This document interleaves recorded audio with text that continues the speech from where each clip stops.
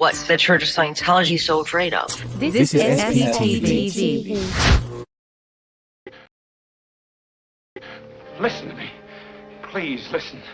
If you don't, if you won't, if you fail to understand, then the same incredible terror that's menacing me will strike at you!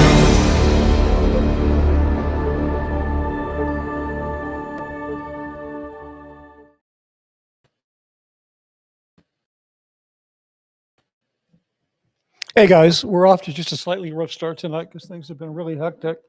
Yeah, everything's looking good. Hopefully you can all hear me. I hope you got a kick out of my new intro. I was just having fun there with the old sci-fi film. So I know you want to jump right into this. Hey, there it is, my first threat letter. Still no PIs, still no fair gaming. All I get is this lousy letter from the port captain at Gold, like I'm just not worth very much. So anyway, essentially they're pointing out that I have violated some NDA stuff, whatever, where I guess I promised I wouldn't speak out. Although I don't know that that's the case. I think the NDAs, even if I ever did sign them, I don't even know if they have them. They involve not talking about like plans and tactics and things like that. So I'm not even worried about that. Thank you, Clearwater Chat. I thought you'd appreciate that. Yeah, threat letter. Yeah, Steve Brett. Okay, good. You probably said that before I showed it. Yeah, so I'm not actually going to read it, other than the fact here. I'll read you the first.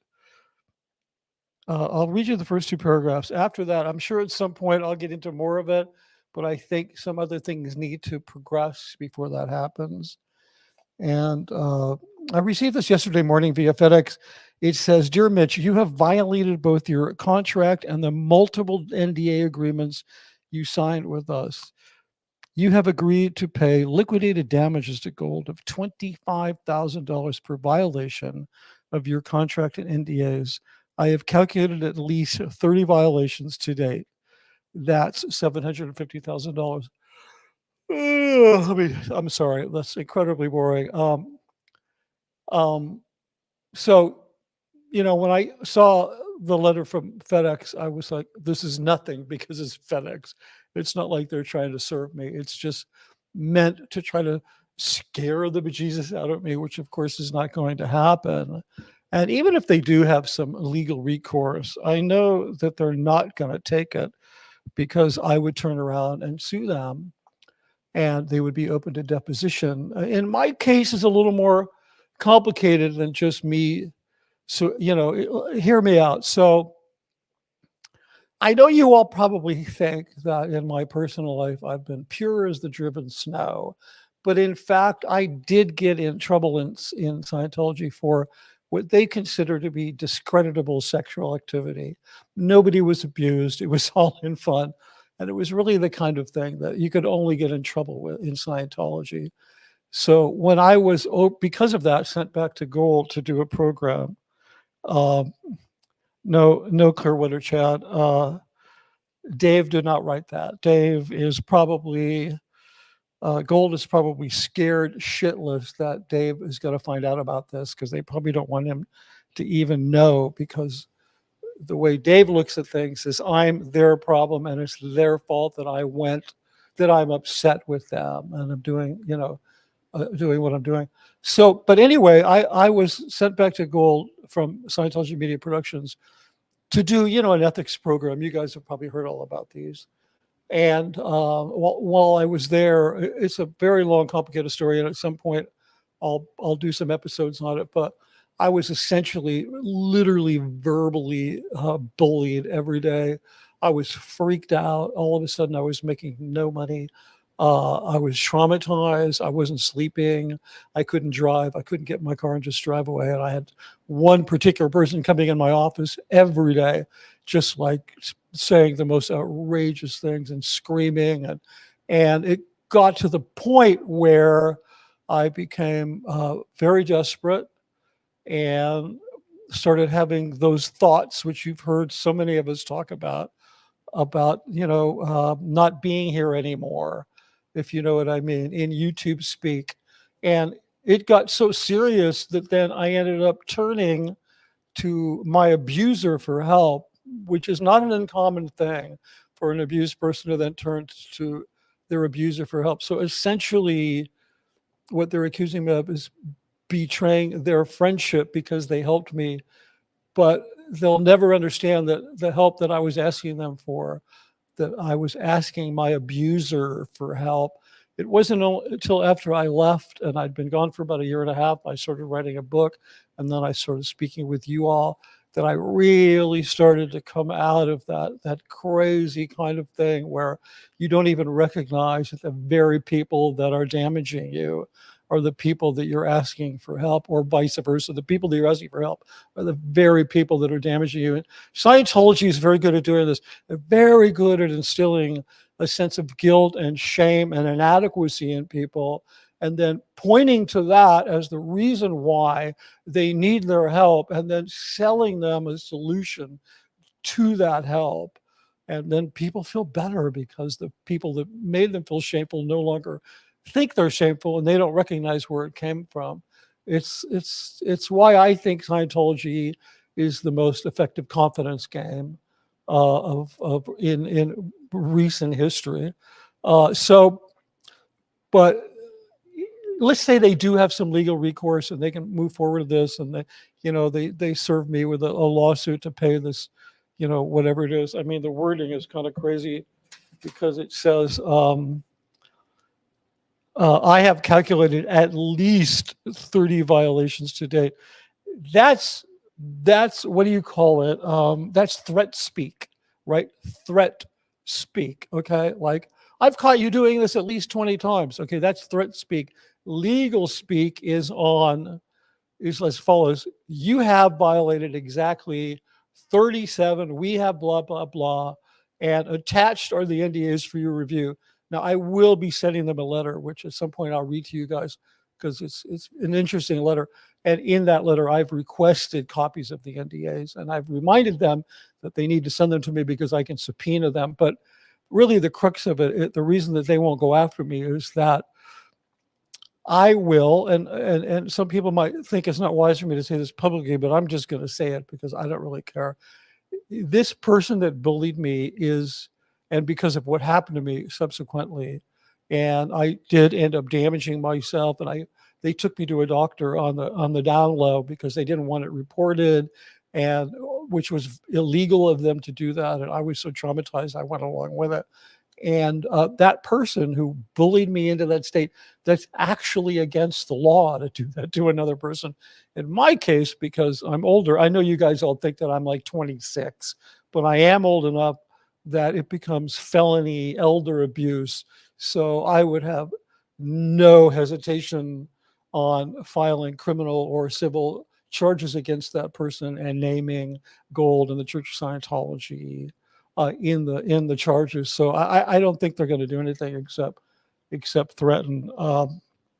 So anyway, I'm not going to get into great detail about it. So I know when we, I don't know, maybe if a super chat is really big, I'll know. I'm joking. It sounds like when I work for Scientology, it's like, well, if you pay me enough, I'll do it. But anyway, yeah, that was that. There was a couple other things I wanted to go over. So interestingly, let me just take a look, see who's in here. Oh, okay, great. I'm not sure what this is. Hi, Joni. And Steve apparently is going to be very happy that you can help with FedEx. Okay, so, okay, good. So I also wanted to mention the timing on receiving the threat letter was interesting because the day before I did an interview. It was really the night before I'd done an interview with Tony Ortega. And I hadn't given Tony an interview yet, but I was on a plane flight back in 2017 to England with David, on a private jet with David Miscavige and his girlfriend, Lou. And I never really, I mentioned that I was on it, but I never really mentioned the details about the fact that they spent the night together in the master bedroom suite on the jet. And I know one of the SB Nation creators had sort of mentioned that they'd heard this from me, but they kind of tossed it off And so I thought, you know what, I'm just going to talk to Tony, give him the actual details, give the context, because I think is an important story. And then everybody has the story, and they all creators and members and whoever, they can discuss it and talk about it, and they'll know all the data, you know, because priorly I would just said, oh yeah, I was on this flight and blah, blah, blah. But I didn't really give the details of the context. So that was, let me see that. I really suggest that you here, I'm going to pull this up. It's on Tony's Substack. If you didn't see it, if you don't read that, he often posts some interesting things. Okay, so this is the article. It's titled, "A 2017 Flight Suggested Scientology Leader is Still Canoodling with His Communicator." That's kind of the way Tony would put it. It's, you know, humorously canoodling. I wouldn't put it that way, but I always get a kick of how he frames these things. And there's a picture of Dave and Lou, and there is a photo of the master bedroom suite in the back of this jet where the two of them spent the night together. Now, I forgot to load it, but what makes this so so there's a picture of the two of them with Tom and Katie back in, I don't know, when was that? That was like in well, as well, they were still married. 2008 at a race at the Monterey racetrack, Laguna Seca. And there's me when I was working at Gold. You've all seen that stuff. So let me just get back here. Just give me a sec. I took myself out of the stream because I'm an idiot. Oh, my computer's going slow. Don't go away, folks.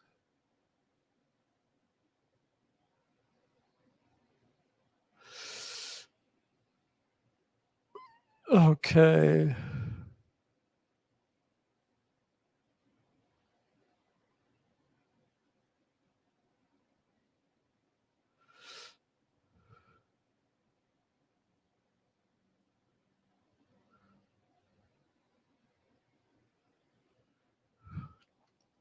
Sorry about that, guys. I did something really stupid, and there's something nasty going on with my computer.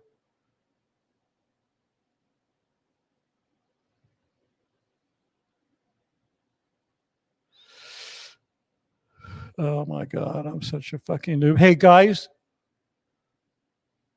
Very sorry about that.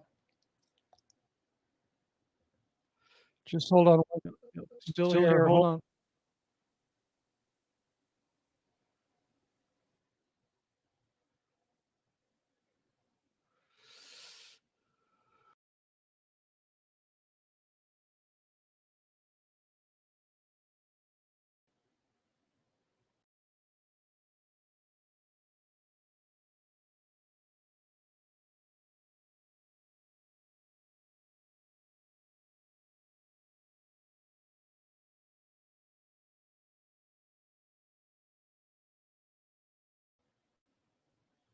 I think my laptop is dying. I'm going to need to get a new laptop. I'm having some kind of technical difficulties. I'm sorry about that. Anyway, I recommend that people go over to Tony's site and read that if they haven't already read it. But the thing that is so significant about it is, I don't care who David Miscavige is having sex with or what kind of relationship he's having with his assistant, but I do care that he banned his wife to a mountain compound. You know what he did to Shelly, and also whether he's having a sexual relationship with Lou or not doesn't really matter. What really matters is them spending the night together in that cabin alone is a violation of the Sea Org second dynamic rules, the same rules that he has used to just destroy so many staff members' lives. And so the story is, to me, is really about that. It's about the double standard and about how when it comes to Miscavige, there's no rules. Question, do you think it was a coincidence that you got the letter the day after the interview? Yeah, it actually was just weird timing because I did the interview with Tony the night before. He must have stayed up all night and published it at 3 a.m. And then a few hours later that morning, I got the FedEx. And it was in like a 24-hour pack. So yeah, it was absolutely a beautiful coincidence. It was just like, and then later in that day, let me see if I can make sense without doxing anybody. Okay, when I was at Scientology Media Productions, there were 4 professional journalists working there. I've already said too much. None of them work there anymore. I had no idea what happened to them because I was out of there and they were still there. And right after the article, I read the article, I saw the letter, and then I got this call from this noted journalist, a guy that I really liked, and he explained it. And at first I thought he was calling on behalf of the church to kind of try to fuck me over. But it turned out that the same MAA that had screwed with me at SMP had grabbed this guy for a reason that's very complicated, but there was some shenanigans going on and this guy didn't like it. And so the ethics department at SMP grabbed him, he dragged his ass into the basement, which is where their offices are, and told him he needed to like think differently about what was happening. And then get this, they pulled out my ComEv, the one that went over the trouble I told you guys I got into. They pulled out my ComEv and they handed it to this guy, a professional journalist who's not a Scientologist. He just had worked for them for years for Freedom Magazine. And they threatened him by saying, because he looked at my ComEv, and if you guys, just to explain, if nobody knows what that is, it's the Scientology, the Sea Org Kangaroo Court. It stands for Committee of Evidence. It never has a good outcome for the accused, and they have all kinds of confidential stuff about the accused documented in the Committee of Evidence findings. So they handed this guy the findings, and he's reading them, and he knows me, and he likes me, and he looks at it, and he tells me that he said to them, I thought this stuff was supposed to be confidential. And they said to him, yeah, you see that what's in there? What we did to Mitch Brisker, we're going to do that to you. This guy's not even a Scientologist. Anyway, he got out of there. He doesn't work for them anymore. And then that was like the third hit. It was like the letter. It was like the article, the letter. And then this guy calls me and I'm like, you know, if I was rattled at all by the letter, I was no longer rattled when this guy called me, because it just was such a reaffirmation of just the horribleness of that organization. So let me see, what else do we have in here? Yeah, thanks for that. Yeah, MAA stands for Master at Arms. Now here's an interesting little tidbit. I just found out about that through a friend of mine who was a Scientologist who's married to a retired naval veteran. And that person was wondering, why do they say MAA? In the Navy, it's just Master at Arms, MA. The A in the Navy, when they say MAA, it means assistant. It means you're just a lowly little assistant. So MAA is actually just another instance of Hubbard sort of, you know, the cosplay Navy Sea Org BS of how they can't even get it right. Okay. Anything else for me here? Or are you guys just having a little beer party? Okay, here's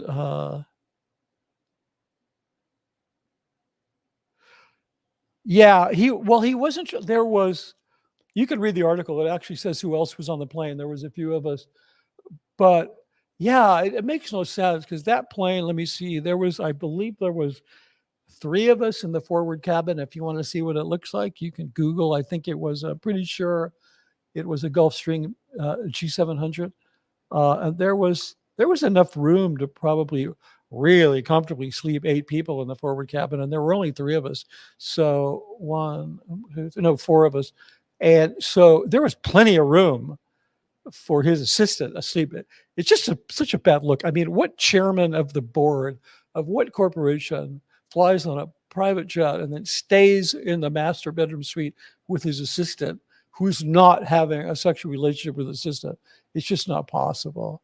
So yeah, but he definitely wasn't being discreet, because I was like, you know, I had always suspected this, but I mean, literally, we got on the plane, we all had some fancy, you know, artisanal tacos, and then we all just, you know, partied until 10. Not horror, you know, it was a nice atmosphere. And then they disappeared, and I never saw them till the next morning. Jazzy wants to know what is the date? Oh, August 28th.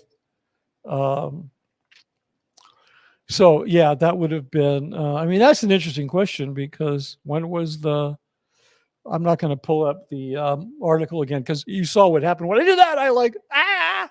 It was like I jumped out of an airplane with no parachute. I'm lucky to be alive. But yeah, it was the 20th.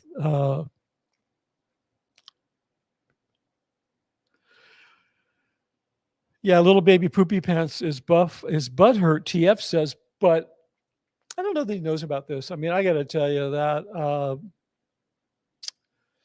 I wouldn't want to be the person at OSA that has to tell David Miscavige that Mitch Brisker has a YouTube channel and is talking about him. I mean, I have been the main person pushing this thing about Lou, because she was so nasty to me that she ain't going to get away with that shit. I mean, she is like I wanted Tony to call that article "The Woman Behind Shelly Miscavige's Disappearance," because she has more to do with that than anybody is talking about.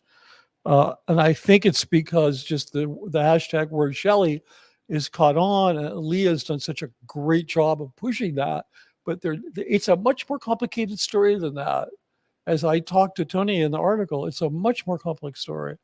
It's way more of one of these tabloid stories. You know, guy gets rid of, powerful leader of an organization, gets rid of his wife, gets his assistant to divorce her dying husband and takes up with her. And, like 11, 14 years later, they're still at it. And when I first went up there and I would see, Shelly and Dave together, I didn't see them always together. Sometimes I would just see Dave. Occasionally I just run into Shelly. I cannot remember. The only time I can remember seeing Dave without Lou was when I bumped into him in the men's room at SMP. So of course she wouldn't be with him. So there you go. Hold on. I'm looking through here. I'm still working on I'm not super adroit at the whole message thing. Okay, so here we go. What does this say? Steve, oh my God, that's it. Little Captain Bossy Baby, Davy, cosplay, Navy, dirty, diaper, pooper pants. Yep, there you go. That's the whole thing. We should just keep adding on to that. It's a game. It's a drinking game. Anytime somebody, okay, Joni Cummings is in serious medical. She's in serious medical stress. So I think we all need to back off a little bit. You guys are hysterical. I don't know if it was Tom's plane. I mean, I mentioned to Tony, I know the pilot of the plane, and I know he's a Scientologist OT8 guy, nice guy. I know his wife. You know how we say that a lot? Sterling says that a lot. We say, oh yeah, nice guy, or whatever, because there really are a lot of nice people in Scientology, which is the nature of how fucked up it is. But yeah, Tom's pilot, probably Tom's plane. I sort of guessed that, but I don't know, and it's just like, for all I know, the church leases it from him because, that's what most of these movie stars that own planes, they have them so that they're booked when they're not using them, and it makes it much more affordable. I mean, I know Travolta, the way he survived between Look Who's Talking and Pulp Fiction was he has an aviation company, and all those planes that he owns, they're all like chartered and whatever. So I don't think that's a bad thing. I've heard that at least RTC pays for the fuel, with tax subsidized dollars, but it probably was his plane because it was his pilot. And this is really petty. I don't like doing the tabloid thing, but what the hell, I'm going to do it. The two girls, the assistant, what do they call them? The flight attendants. They were like supermodels that were so buff they looked like bodyguards. They were like supermodel bodyguards, and I'm thinking, yeah, if Tom's going to have some flight attendants, these are the kind he's going to have, because they were like, carry your bag, sir, coffee table, whatever. I mean, they were really nice, but I was just like a little monosyllabic at they were like, looked like back, very attractive actresses or something like that. But yeah, it could have been. Yeah, hey, Goldie says, "Oh yeah, Apostate Alex is here," and I say, "Oh yeah, Apostate Alex is here." So we can start the party now. We got the whole gang. So here's a question from Dangerman 5. Do you still wonder if some of the things in the higher OT levels could be true? Nobody can know for sure. I don't know what you mean by that, but I'm just going to say there's nothing in any of the OT levels that's true. It's all a fiction. And if you believe it, all you're doing is you're trading off pieces of your actual core identity for a fictional story. You're replacing your identity with a fictional story, as I found out. And when you walk away from that, you are completely shattered. You have no identity. And you just better pray that you have enough strength that you can start putting it back together. You know, you get guys like, just look at Mark and Claire Headley, two of my most favorite people in the world. Mark never did any Scientology. He was one of these people that was like a Sea Org member, but not a Scientologist. And I think he's the first one to admit it. He got in. I watched his interview today on Cults to Consciousness. He talked about the fact that he got into the Sea Org because he didn't have a place to go, and he never did any Scientology. And he left, and he was, because he never gave his core identity to that BS. You know, Claire, on the other hand, was OT5. She was a class 4 auditor, and she struggled with it. You know, she had much more of an identity crisis. So so do I think any of it's true? It's absolutely not true. I know people that do think it's true. I know people who think that there's some corollary in the universe, things that we don't understand that might be somewhat similar, that are relevant, but nobody's using those things to trap people into a cult and steal their identity for money, because I don't know. I don't understand everything in the universe. I don't. And especially since I love Scientology, I have purposely made it my own personal mission to acknowledge the fact that I know nothing, and so that I can actually embrace some kind of path of discovery that's actually valid for myself. So I don't think any of the higher OT levels, I mean, if you're not talking about the non-existent ones like above OTA, but do I still wonder? Did I ever wonder? No, I believed it, and there's whole reasons why I believed it, and they're not as dumb as you think. And then I 100% didn't believe it. There was no middle ground, and so there was never a point of wondering. It was either I believed it or I was like, that's bullshit, and I walked away from it. I hope that makes sense.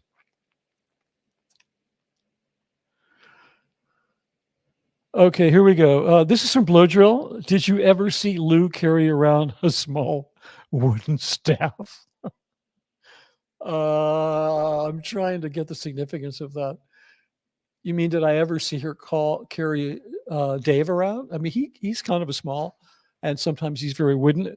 I don't know. Are you talking about there's these master at arms, these ethics terminals at Gold? There's one who's referred to as the Director of Inspections and Reports, the DIR. They are particularly virulent individuals. They are the writer, Tom Robbins, who wrote Even Cowgirls Get the Blues, in his book, Still Life with Woodpecker.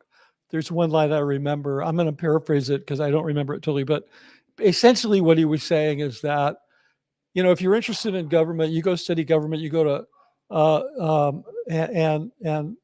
no, what he said was, you go to law school to get an asshole transplant, and if it takes, you go into politics. And what I say is, you go into the Sea Org, get an asshole transplant, and if it takes, you go into HCO, because those guys, they're really the worst of the worst. And my whole point is, those DIRs, they carry around a stick, an actual stick. It's called a swagger stick. You could look it up. So I don't know if that's what you're talking about, but I never saw her carry that around. This is Jazzy says, likely not, as Clara mentioned, Boss Baby has no problem leasing a plane. Well, COS leases a plane. Yeah, so I don't know. My point was, I don't know if Tom said, here, take my plane. Here's the keys to my plane, or if the church leases it. Either way, it's if they're leasing it, they're doing it with tax exempt money. They're like, they're like pissing on ice and farting through silk underwear, and they're doing it all on the taxpayer's dime.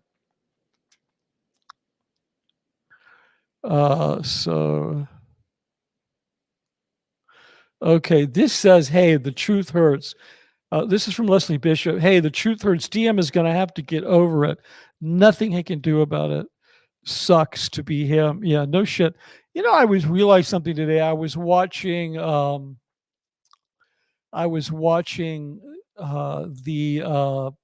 stream that Aaron did with Sterling Tompkins, which this was great. The one he did today was an absolute blowaway. I often listen to these things in the background. I'm in the kitchen, I'm cooking, doing laundry, whatever. I don't do laundry. But I was riveted. The one he did today was absolutely amazing. And I totally forgot what I was going to say. No, but anyway, so there was something in that. Well, yeah. So anyway, whatever. We'll get back to that. Where were we? We were. Okay. Hey, Cece, thanks for the super chat. Please give an example of how Lou treated you. Do you know why she would have DM seem to respect? Why she would have when DM seemed to respect you? Maybe DM complained about you to her. How did Jenny Leeson treat you? And what was Jenny's post when you left? Okay, good. This is a lot of stuff to unpack. That's like, 3 big questions. Lou was, generally speaking, was really nice to me because I was in good stead and I was getting things done. And I'm sure, as you guys have all learned listening to a bunch of us who worked, especially at Ant and with Miscavige, the people that got things done were the last ones to get the shit beat out of them or mistreated or whatever. A lot of us got treated really well. Plus, I was kept very isolated because I was a convenient, useful idiot to drag out to defend Miscavige. Lou was, generally speaking, I mean, they rode you kind of hard. They were very polite. They'd say, hey, what are you doing? Weekend, you get a call. Hey, look, I know this might be kind of convenient, but we need, they'd be very nice about it. When we were Scientology Media Productions, things got very heated. And Lou, it was on the phone, but she did start screaming at me one day. And I got to tell you, when you yell at a person, even on the phone, you scream so loud that you have to take the phone away from your face. It's like traumatizing. It's like you better really have your shit together when that kind of shit happens. So towards the end, she became, because he always used proxy warriors with me. Miscavige never came at me directly. If he had a bone to pick with me, he'd send somebody, maybe Greg will hear it. Greg might say, look, CB wants you to know, or he's not happy about something. And, he would just send somebody else, whether often it was good or bad. Greg came to me once and said, CB really liked that you made that film, and we want to know what it's going to take you to finish the rest of the films. But what he really meant was stay here forever. But anyway, it was crazy. So, okay, that's the first part of that. Generally, she was polite. Towards the end, she got really nasty with me. And yeah, he could have said something to her because it was right around this time when we were struggling to put together the programming for SMP, because I worked on that, and I worked on their original mission statement, did their original, what they call a sizzle reel that kind of tells the industry what the network's going to be about.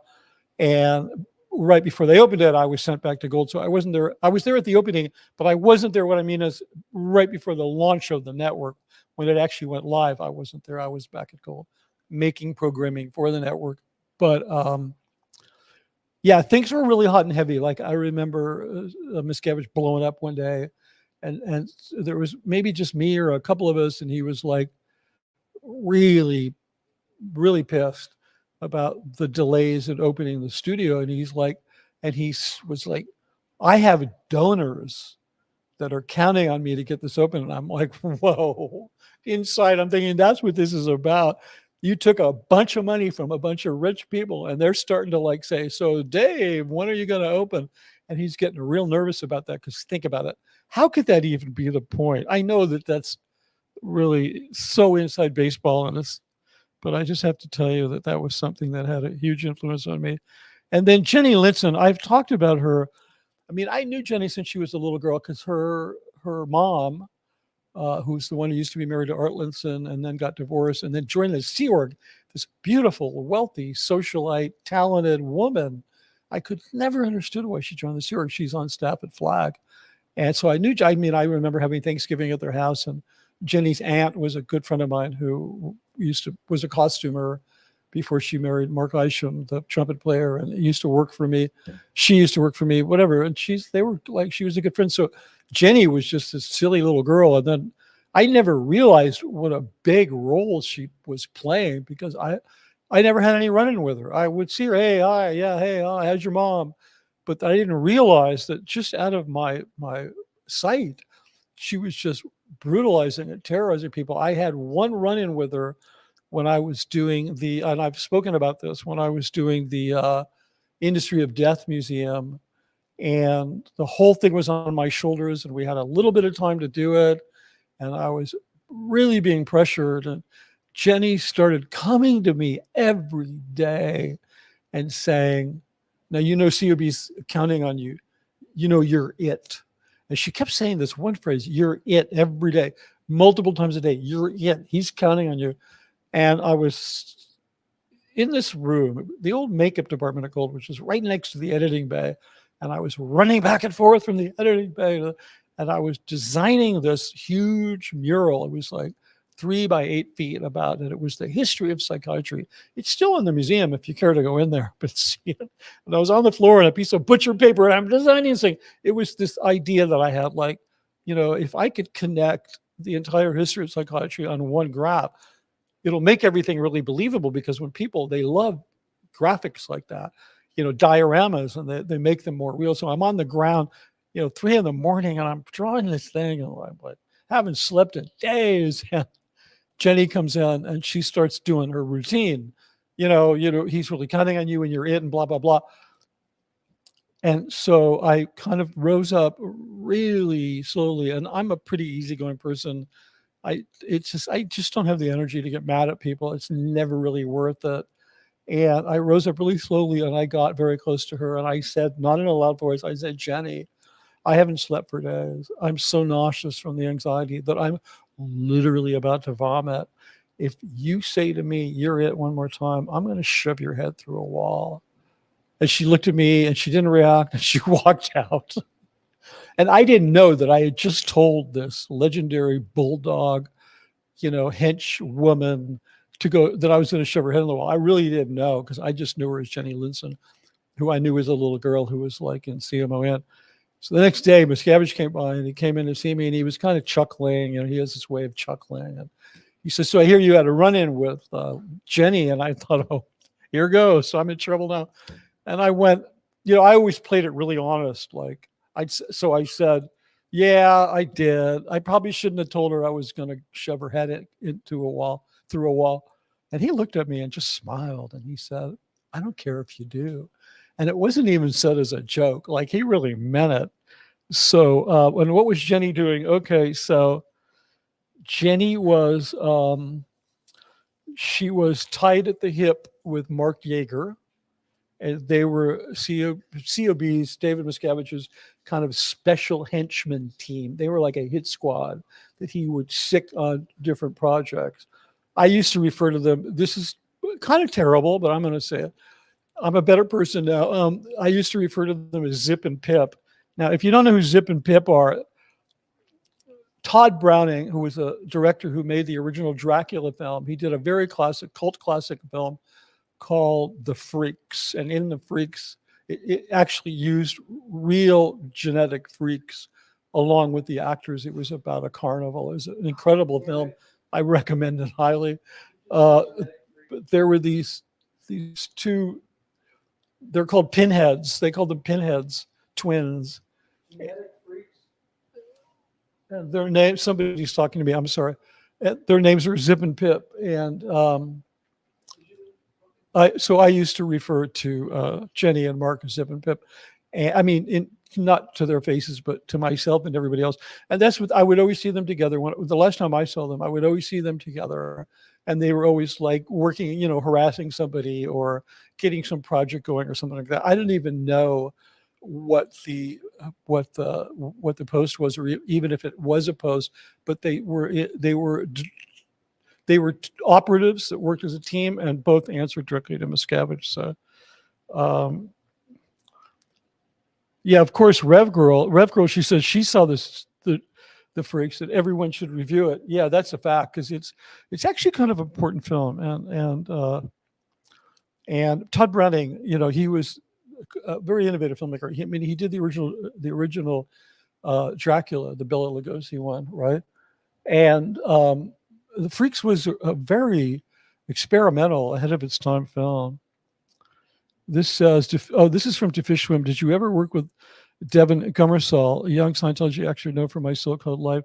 Big curly hair, tight with the Mastersons back then, somewhat scarce these days. I actually did work with Devin Gummersall, and I knew him. I knew his parents. I don't remember what his father, I think his father was an artist. Yeah, his father was a painter, like literally professionally, like made a living as an artist. And his mom was a photographer. She was actually the photographer at my wedding. I just remember that my one failed wedding. So yeah, definitely, they were a great family. They were really, see, I mean, here's the thing. You meet people in Scientology, and if they're just not flat out, you know, bad, then they're probably good people. Okay, what else do we got? Anything else? I started something. Nope, that was.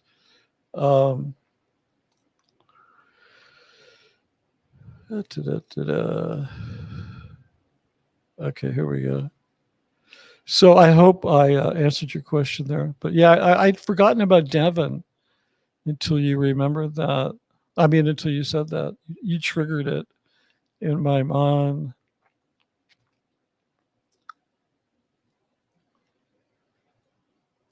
No Modella tonight. We're back to cranberry juice and Pellegrino.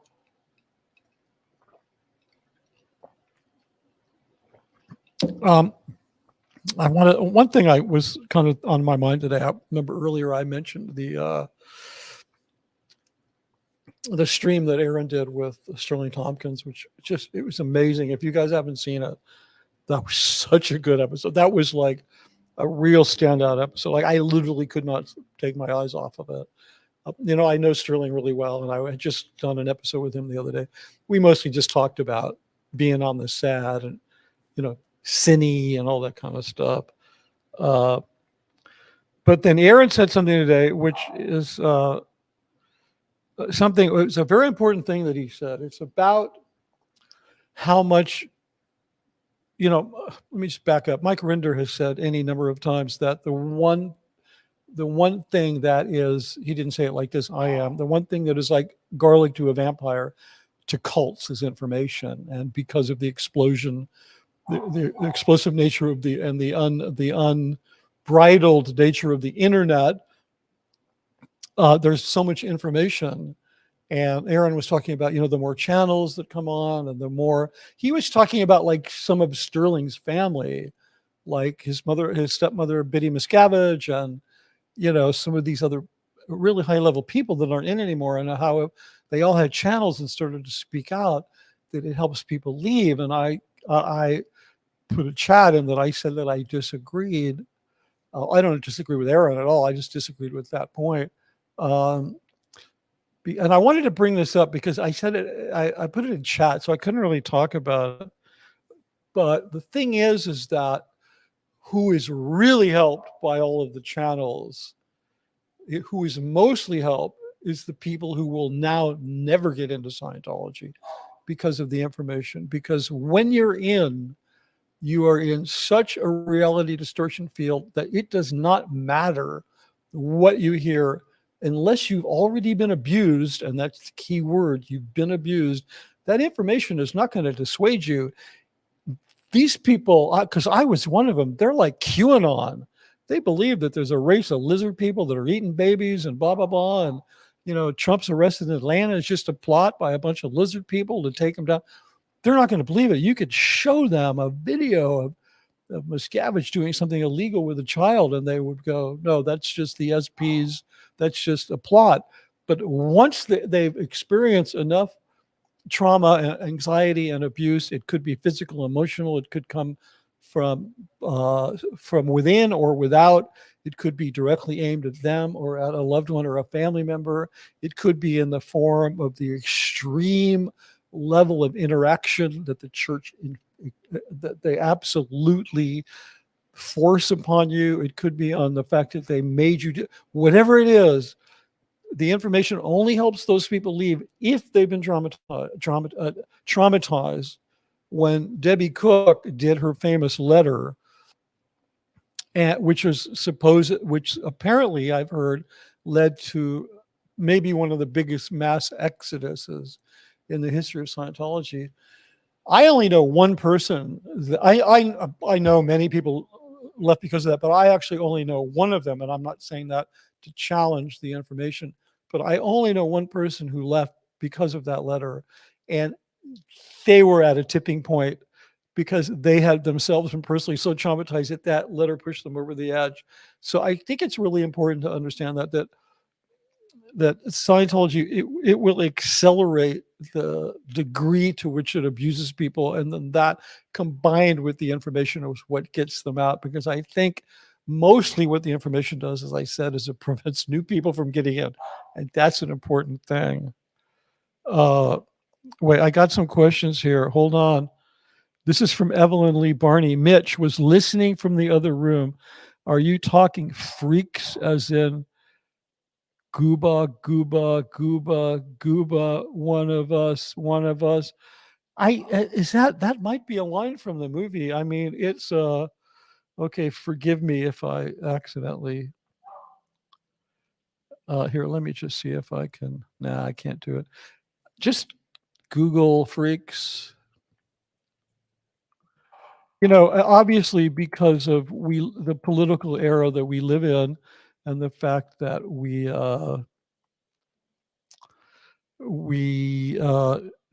very respectful of people, of disabled people. We are not going to make a movie with real disabled, disfigured, freakish people. Here, let me just show you something. This is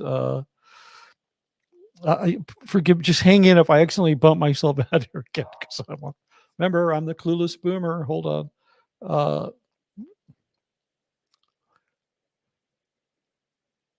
Wow, this is an interesting article. This actually says, okay, so this, can you see the two girls sitting there? One's leaning over, that Zip and Pip. There's a couple of, but this is from the movie Freaks, all right? So there you go. So yeah, Evelyn, that's the movie I'm talking about. Maybe that was a line. Anyway, it's a very interesting film. It's very much it's anti-discrimination of disabled people. I mean, the film, like, its heart is in the right place. It's not laughing at these people or making fun of them. Okay, so Evelyn, okay, here you go. Yeah, Evelyn says, I did see it. I did. That is the one. Amazing film. Okay, so if in addition to sharing all my gory stories about my stupid life in Scientology, if I can bring a few interesting films to your attention, I certainly will do that.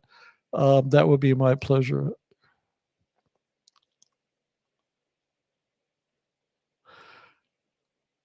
Oh yeah, so Steve, real quick, Steve wants to know, what was the Debbie Cook letter? Debbie Cook was the captain of the Flag Land Base, the Scientology's most sacred religious site, which is considered its spiritual headquarters. She was the captain of that for about 18, 20 years. She was one of the most respected and loved people in Scientology. I mean, I'm overlooking the fact that she was the captain of Flag, where if you want to find out what Flag was really like, go watch some of Serge Delmar's streams, because, you know, he points out that she was a criminal and that she allowed all the exploitation of those children to occur. But Miscavige brought her up to Gold. I remember when she was there, I saw her, I knew her. 2 weeks later, after I saw her, she disappeared into the hole. She was terribly brutalized in the hole. She left. She escaped. And on January, I think it was 2011, January 1st, New Year's Eve, she had taken with her the entire emailing list of Flag Public. It was about 11,000 names. And she wrote an email impugning David Miscavige, not Scientology, saying that he was single-handedly taking Scientology off a cliff. She sent that email to the entire email list of the Flag land base, and it was quite a stir. It's a whole long story. You might want to look up her testimony on YouTube, because the church tried to sue her. That was the last lawsuit, whenever that was, 20 years ago.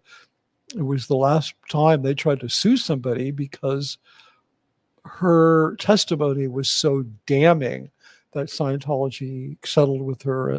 They did not let the suit go forward. So that's the Debbie Cook email. You can Steve, you can Google that and read more about it. It's a fantastic story.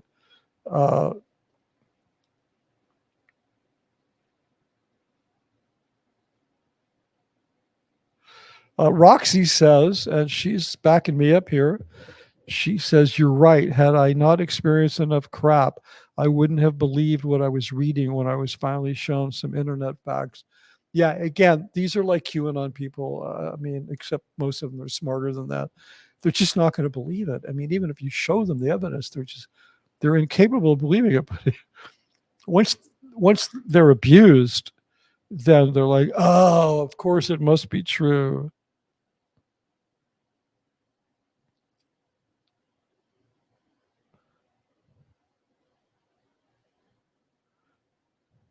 Okay. Here's another one from Do Fish Swim. Since you were so involved in museum installs, did you have anything to do with the CST Vault displays at ASI? I remember two, a few years apart. The first was more of a pop-up. No, I didn't have anything to do with those. Those were like small time. Those were like, they wouldn't have bothered me with that. I know what you're talking about. They were just these minor little displays that were in a isolated room. No, I did the LRH Life exhibition, which I think was really a mess even after I was done with it. Most famously, I did the Industry of Death Museum, which that was my project. I designed the whole thing. I directed half the films and supervised all of them. And then I did in every Church of Scientology, every ideal org, and at Flag, and every ideal whatever. Excuse me. There's a what's called the public division displays, which are these like self-guided tour you can walk through. You've probably seen them.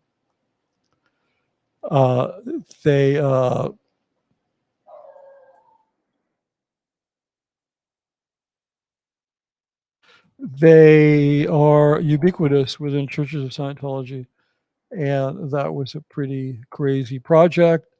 Oh, and look at this. This is convenient. Here, let me show you this. This is they did an execution of my displays at Flag. I think I might be able to find a picture of it here. Yeah, that's a crappy little picture.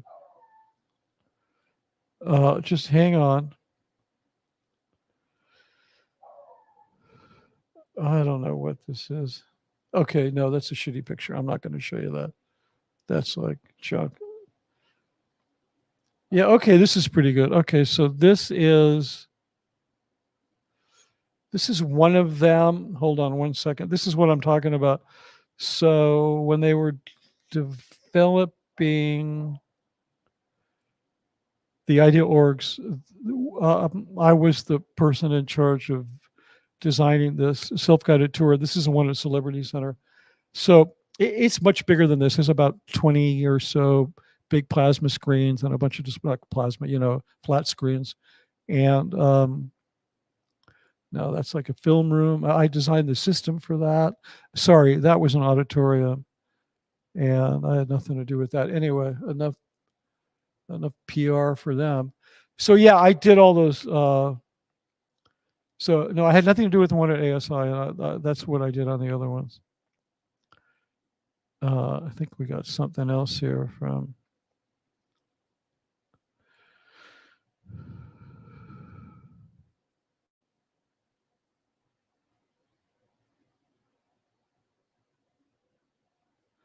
Okay.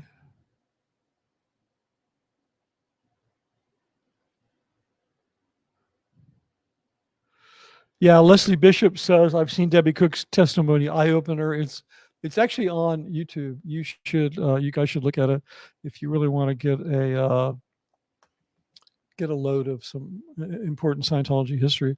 Okay, here's one from Danger Man 5. How can I pre-order your book? Unfortunately, you can't. I've not set up any kind of pre-orders.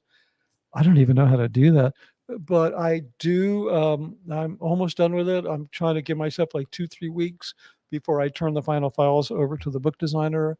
The cover art is basically done. It just needs to be turned into a final file. And I was kind of trying to do everything myself because I didn't have any funds to do it because, since I left Gold, I haven't worked in a couple of years. And there's a strike going on in my industry. So just like that. So I think I told you guys I started an Indiegogo campaign. I just needed $2,000 for the finishing. I mean, I got about $1,200 or $1,300 in there. It was amazing. It went really well.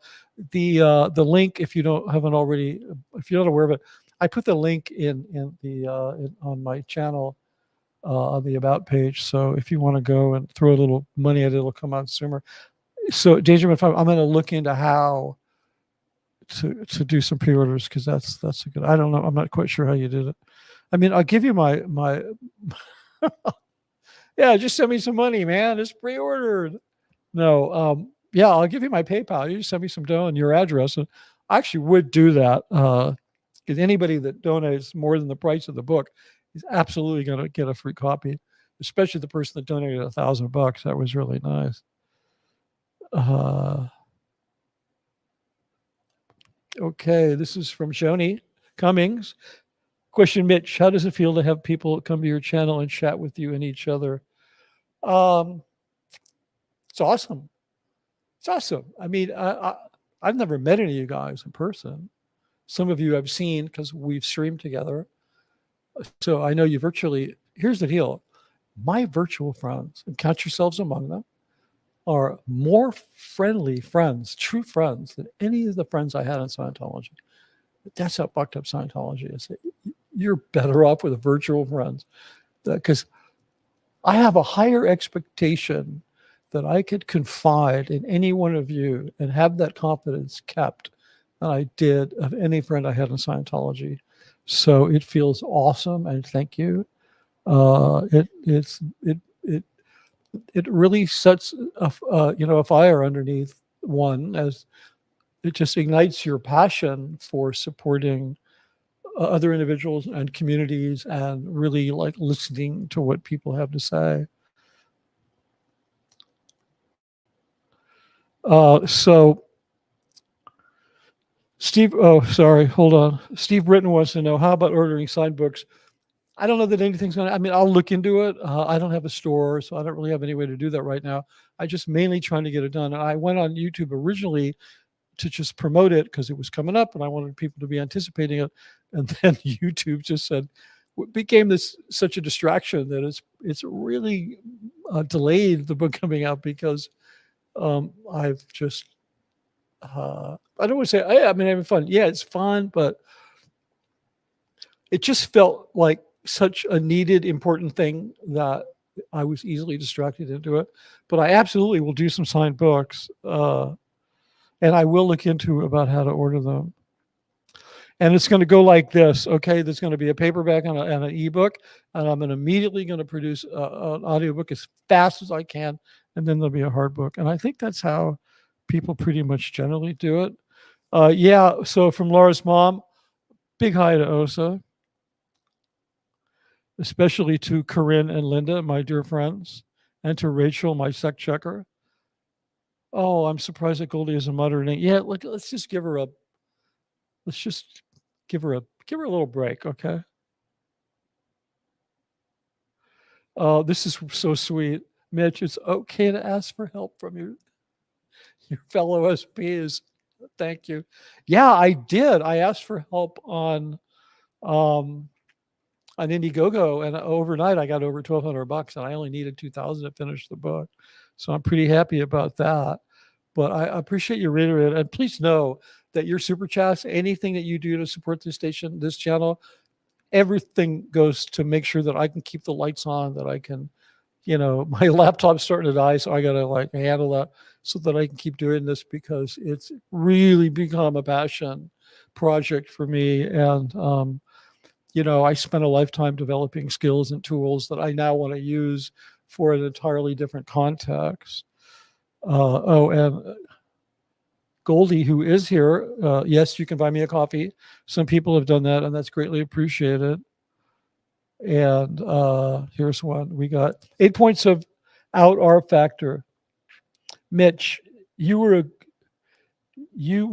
good to me. You were good to me as a kid. I thought of you as a friend. Oh, so I have a mystery friend who was a kid. You want to tell us a little bit more? 8 points of out R factor. It's fine if you need to just remain anonymous like that. That's totally fine. I'm sure I did it because you're a really nice person. But whoever you are, you're very welcome. I know somebody that's not my kids, but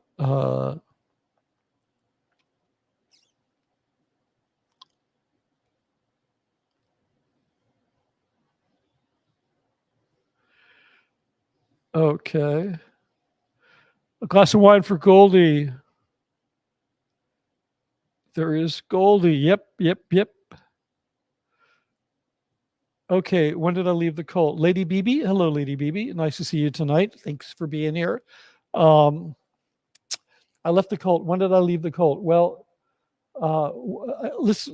I'm going to rephrase your question. I'm going to rephrase it as, when did I stop interacting with Scientology? Well, now I'm interacting again because they sent me a letter. But how do I answer this question? I started 15 years ago to dismantle myself and try to. It took a long time. I really left when the pandemic hit. I stopped going to Gold.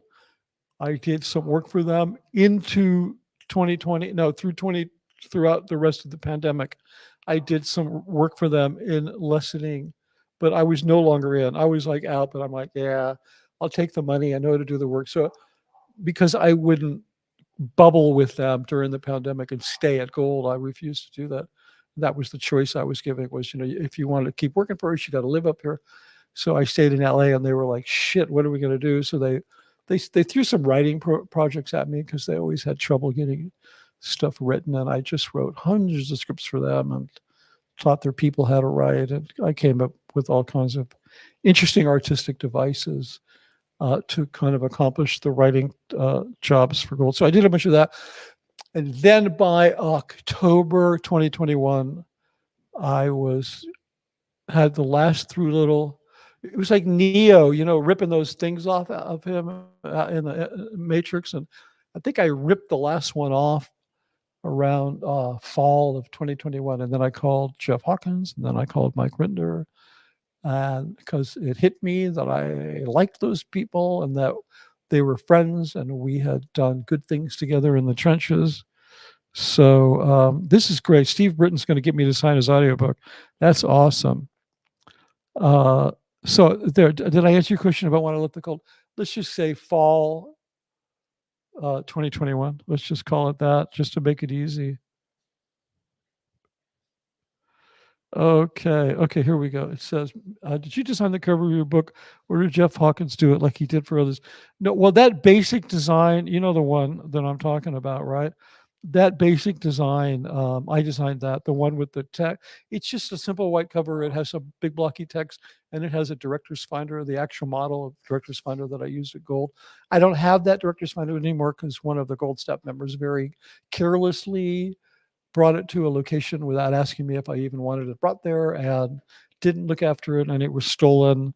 But yeah, I designed that. But I studied graphic design and fine arts before I was a filmmaker, so it wasn't that big a deal. And then I think I told you the first thing I put on YouTube was that little 15-second promo, that little 15-second promo that I did for the book. And here, we'll look at it again. Just for the hell of it, here it is. Okay. This is sucky the way StreamYard does this. It really sucks. Okay, here we go.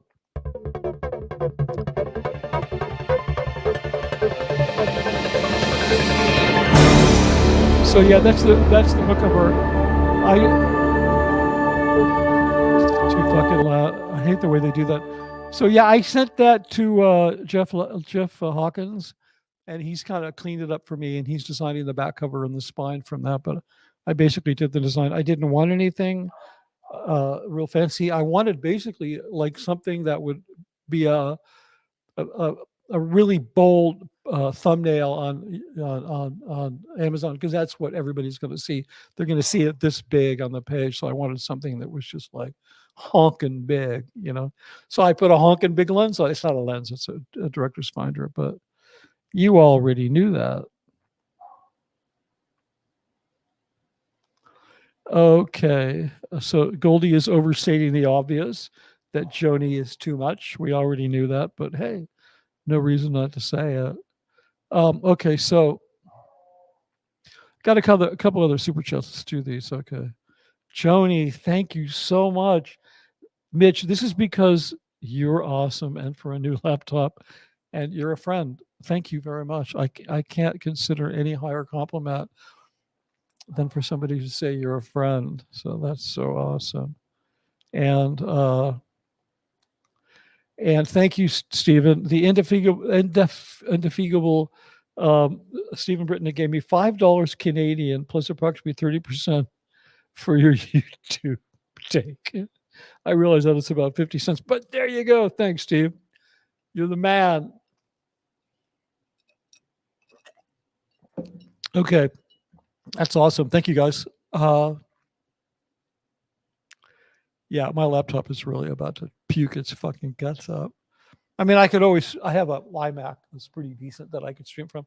I mean, I wasn't, when my younger son, he's a film editor, when he was younger, I invested a lot of money in an editing equipment so I could have it at home so that he and I could work together.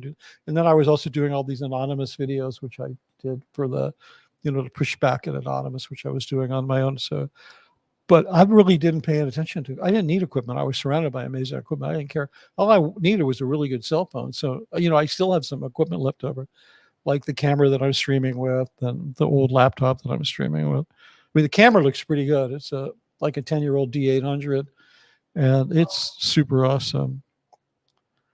Okay, so T.L. Grant says, I'm late, just got here. Hi, Mitch, looking forward to this. Okay, so we're going to wait for, how long have we been on? We've been on for 1 hour and 7 minutes. So we're just going to sit here for 1 hour and 7 minutes. We're going to let T.L. Grant catch up. Just kidding. Okay. So thank you, Goldie. I'll leave this on for a moment. This is the Indiegogo campaign. Hopefully we can make that real soon.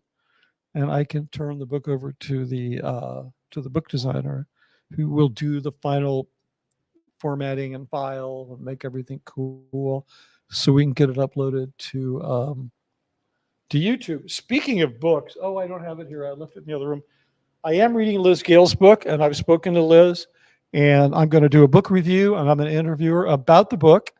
It's an amazing book, and I feel like we're both pregnant, and she was just a little ahead of me, and she birthed first. Okay, we'll talk about that.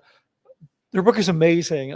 It's more than just a book about having been raised in Scientology. It's really it's such an authentic human experience. I'm completely blown away by it. I can't wait to finish it and have her on. And if any of you tell her any of this, that I said this, I'm going to find you and kill you, because I don't want her to know. So Steve says, linear or non-linear editing. When I was at university, we would edit at the radio station using reel-to-reel magnetic audio tape, razor blades, and Scotch tape. Well, okay, Steve, if you want to have like a pissing contest about who's used the most primitive material. Okay, so when I was in college, I edited 16 millimeter film at a Moviola. But anyway, but actually that's a lot easier than what you're talking about, tape and Scotch tape, because that's video. But when I was, believe it or not, portable videotape didn't exist. And it came out when I was actually in school because I'm that old. And so when we would go out to make a film in school, first thing we do is we shoo away all the dinosaurs, right? And then we'd shoot the film. So except for the one Jesus was writing, because, you know, he always took off. Okay, so that gets a drink. This is cranberry juice and Pellegrino, which is real. I like to cut it down a little bit.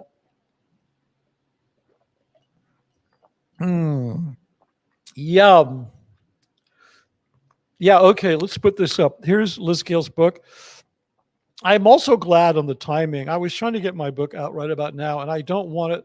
I want Liz's book to be out for at least a month before I release a book, because I want her book to have all the oxygen that it needs. I do not want to take any oxygen. Not that I could, because her book is, but just in case that mine might then take some of the oxygen out of the room for her book. I'm going to just, you know, I'm thinking end of September, you know, beginning of October, that'll let it really, her book have whatever legs it's going to have. It is fantastic. And I'll let you know when I'm going to do that, because we're going to talk about a lot of things. It's beyond her story. I mean, it's going to be a very like author-based, literature-based, reader-based kind of interview that I'm going to do. I'm not going to just talk to her about all the Scientology stuff, because yeah, this is a fact. You knew this. Okay, so Evelyn Lee Barney is confirming that Jesus cuddled baby dinosaurs. He did. Actually, he kept a couple of pet dinosaurs. He'd actually resuscitated some near dead dinosaurs, which is how he got the first laying on of hands that Jesus ever did, was on a premature dinosaur. The egg had fallen out of the nest. I don't know if you come across the story in the other Bible, but it's a very important story about how Jesus first healed. It wasn't humans, it was dinosaurs. And okay, no, did I piss you off, Steve? Because I was just joking. Lots of sleepless nights, not trying to have a pissing contest. Things did happen before I was born too, like the earth cooled. I'm sure I'm older than you, Mitch. Yeah, it's funny how, I guess maybe when you get older, you're like, well, you know, when I was a kid, you know, we had to walk to school in the snow.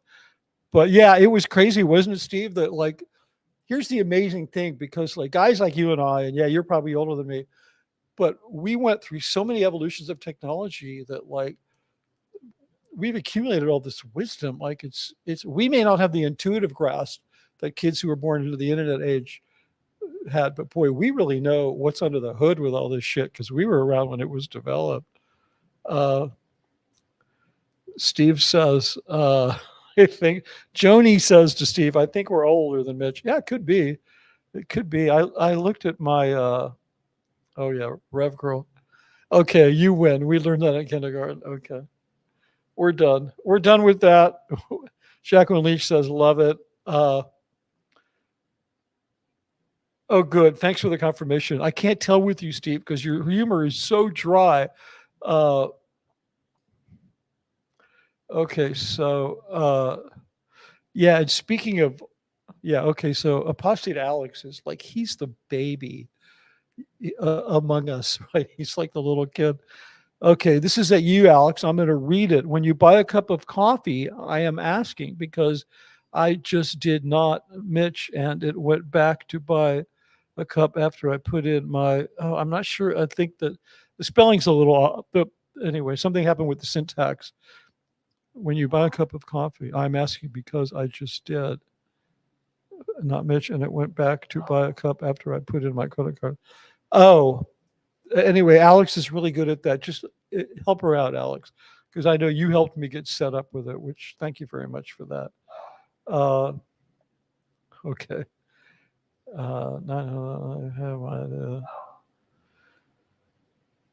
I missed one here. Where is it? Oh, did you ever use 3/4 videotape? Yeah, actually, I used to have a 3/4 deck. I think I may have edited, not myself, but sitting at like a machine with 2 3/4 decks, which, you know, you'd have to do your pre-roll and, you know, you punch it in and figure out where you're going to, you'd have an A and a B deck, and then you record to a C deck. Yeah, I did that. And then I had a 3/4 deck in my office so we could, you know, play our show reels and stuff. I actually had like a Sony 3/4 deck. So yeah, I used that. I used pretty much everything. Okay, this says, this is from VRG. I'm one of the people you met a long time ago, late 80s, a Celebrity Center. I think you're very smart. You know, I'm tracking with all you're saying. I will get you a copy through the link ASAP. Thanks. And if you're ever VRG, thank you. And if you're ever in Studio City, drop by and see me and I'll get you a copy. Minimally, I'll get you a copy. We've got some new comments down here. I need to get somebody to sit next to me. You know, Mark is so lucky. Anybody who left the Sea Org, escaped the Sea Org with a partner, a dedicated partner, he's so lucky. I mean, Claire and Mark, I'm moved by their relationship. And also Aaron. I don't know Aaron personally, and I don't know him and his wife, but he obviously also has an incredibly supportive relationship. They left Scientology together, which I think makes it a lot easier. Doing it on your own is really like,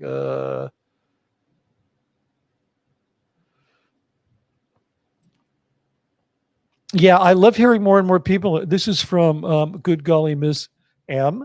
I love hearing more and more people in the chats who are now out of the Church of Scientology. Yeah, it's really great.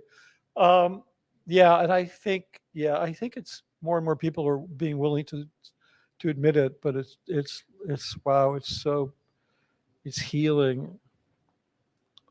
It actually feels really good. Missed it. Okay. Is that Weston? Yeah, Patty B. Hey, Patty B. Yeah, that's Weston talking to you. Speaking of which, you guys have been asking for the Weston video. Okay, so OSA, some of you are not aware of this. Weston, OSA tried to plant a bug in my backyard, and Weston caught them, and he chased the bug away. And here's what it looked like.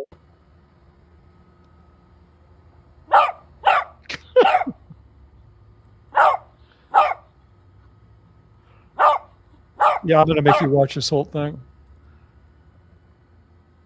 And he's like, get out of here, Osa. Damn you, Osa. So, anyway, there you go. That's my boy.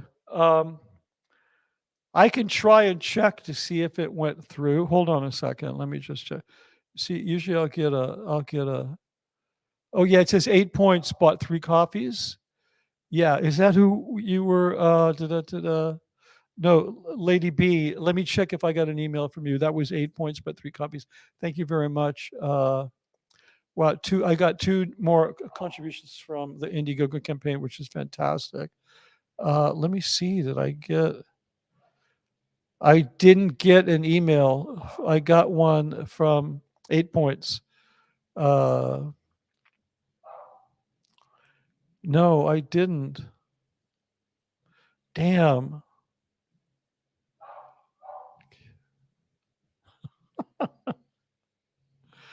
Okay. Anyway, she wrote me that person wrote me a wonderful note. I just read it. It cracked me up. I'm not going to read it out loud because I don't know if it might be kind of embarrassing.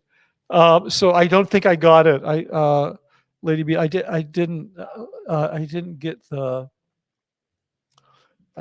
email. Here, let me check on my phone while I don't have to tell you guys to okay. I'm going to keep this narrative up with Steve.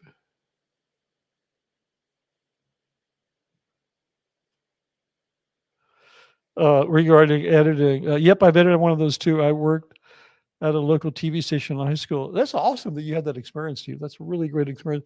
I was actually working in commercials. We were editing like commercials. We'd shoot on 35 millimeter because everything I did was shot in film. I never shot on video.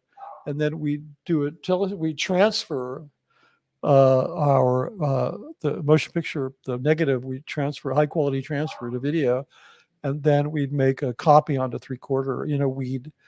We transfer it onto 1-inch tape. We'd knock off a 3/4 video, and then we'd edit the commercial 30-second or 60-second spot on 3/4, and then we create a time code list of all of the material that we just And then we do an online edit where the editor would use the time code list from the 3/4 edit. Time code is just, it's just a mathematical notation of each hour, minute, second frame. And eventually they automated that. And then eventually they made it all non-linear. So that's what I do today. I actually edit on a program called, I'm sure you've heard of, called DaVinci Resolve, which, according to my professional auditor son, who has some good credits to his name, that's going to become the industry standard. And I don't doubt it, that Resolve is going to take the entire industry over. Because it's basically a front end for just the billions of dollars of hardware that they make. So let me look at this buy me a coffee thing and see it. I'm trying to look it up. I don't remember now. Do I know my password even? Sometimes I really hate the internet. I remember David Miscavige, when we were starting to be really attacked on the internet, him saying that how much I hate the internet because anybody can go on the internet and say whatever they want with impunity. And I was sitting there thinking, yeah, you really don't like the First Amendment, do you? I mean, I had so much cognitive dissonance, but I can tell you about that guy. If anybody hates the internet, it's David Miscavige. And so listen, Lady BB, I'm sorry, I can't really check right now, but if you send me your email, if I do get it, I'll send you an email because they'll give me your email address. The only other person I know named Weston is my 4-year-old grandson. That's awesome. That is awesome. Yep. 8 points of out R factor, says Joni Cummings. You spec the truth. We have to all forgive each other for our misspellings. Forgive me, Lord, for I misspell. Yeah, isn't that the fact? Duchess Diana says, seems to me everything is easier when you have a dedicated partner. Yeah, I need a dedicated partner to help me with these goddamn chats. So if anybody's available, I'm available for, for co-streaming and, anything else maybe that comes to mind. Okay, hold on. I scared my class to death. Steve Britton says, I scared my class to death by cloning myself for a video I did for a project. They all scream, no, there's 2 of them. DaVinci Resolve sounds very expensive. I use Premiere Pro. Okay, DaVinci Resolve, because it's owned by Blackmagic, and Blackmagic makes like an insane amount of super high-end expensive, what are called control services. You know what that is, Steve. Editing consoles and coloring consoles, because they make all that expensive stuff. Basically, they give DaVinci away. It's 100% free. If you want to finish in 4K because you're doing a motion picture that you're going to release as a motion picture, or if you want some super fancy filters, you can pay $300 and get the full pro version. But for YouTube, you don't need it. And it's not like Final Cut Pro, which is $300, and then iMovie. It's not some junior version. It's the full-blown professional software that you just can't edit. You can't finish in 4K, and there's a few filters missing. Like you don't have a filter for making your film look like it's being shot through a night vision scope, but it is way not expensive. It's one of the amazing things about it. And like I said, they'll sell you the software for $300, and then because it's also includes a coloring suite, you can go and spend $50,000 on their coloring control service, because that's what their business is really about. Hey, hello, Melbourne, Australia. I always wondered what people look like in Melbourne, Australia. They have big eyes down there. Anyway, that's fantastic. Hello, Melbourne. I used to work with a person from, she said it's pronounced Melbourne. Is that correct? Melbourne? Because I was always being corrected, because she said, you're so American, you say Melbourne. And apparently that wasn't good. Okay, and we've got North Vancouver. Currently, that's Patty B is on the run from the law, and you never know where she's going to turn up. You know, you probably shouldn't be announcing your presence on YouTube, Patty. They're going to get you. Okay, so I'm just going to sit here and unless somebody sends me an interesting question, here you could just talk to my headset. Okay, I'm just kidding. I'll tell you what I do have to do though. I have to let Weston in because he's being a little, you know. Hold on.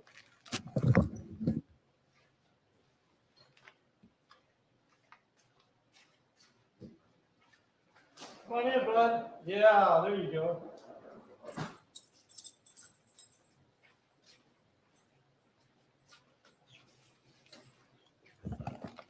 Okay, we're back.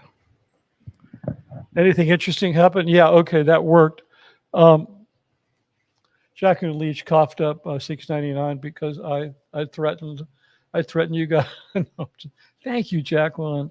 It is psychologically harder. Harder, or is it psychologically harder or easier for one gender or the other to leave Scientology? I'm interested in this variation between cults. Now, I don't know how you would, what kind of information gathering you would have to do, like what kind of study you would have to do to determine that. I'm loath to say if one gender or the other is more resilient. I do know that more men unalive themselves than women. I do know a lot about the statistics on that.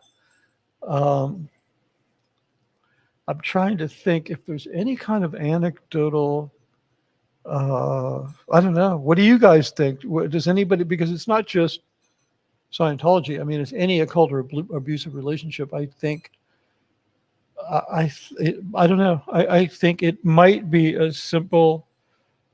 It might be as simple as it depends on the individual, and there is no gender basis for it. But that's a really interesting question.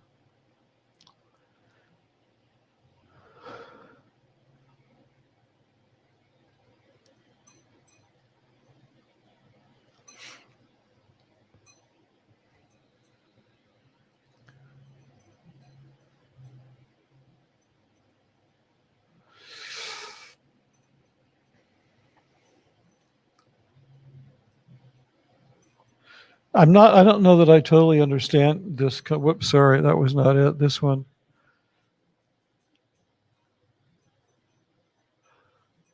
Okay.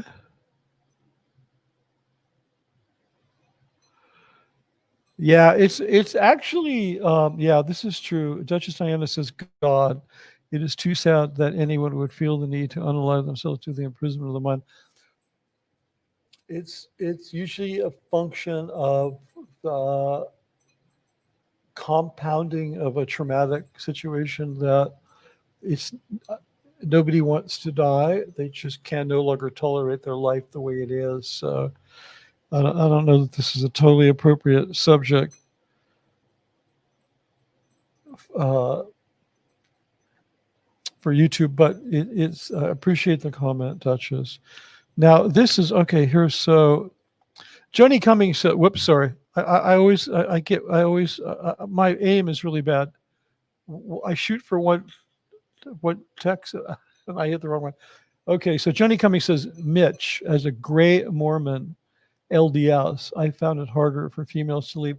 Well, that would make sense because in the LDS church, women are so dependent on men. They're supposed to just follow them and treat their man like he's a god. So that would make sense. I don't know what gray Mormon is. What is that? I've never heard that term, and I was married to Mormon type people for a while. What does that mean? Can you put that up there? I'm going to look it up. Gray Mormon.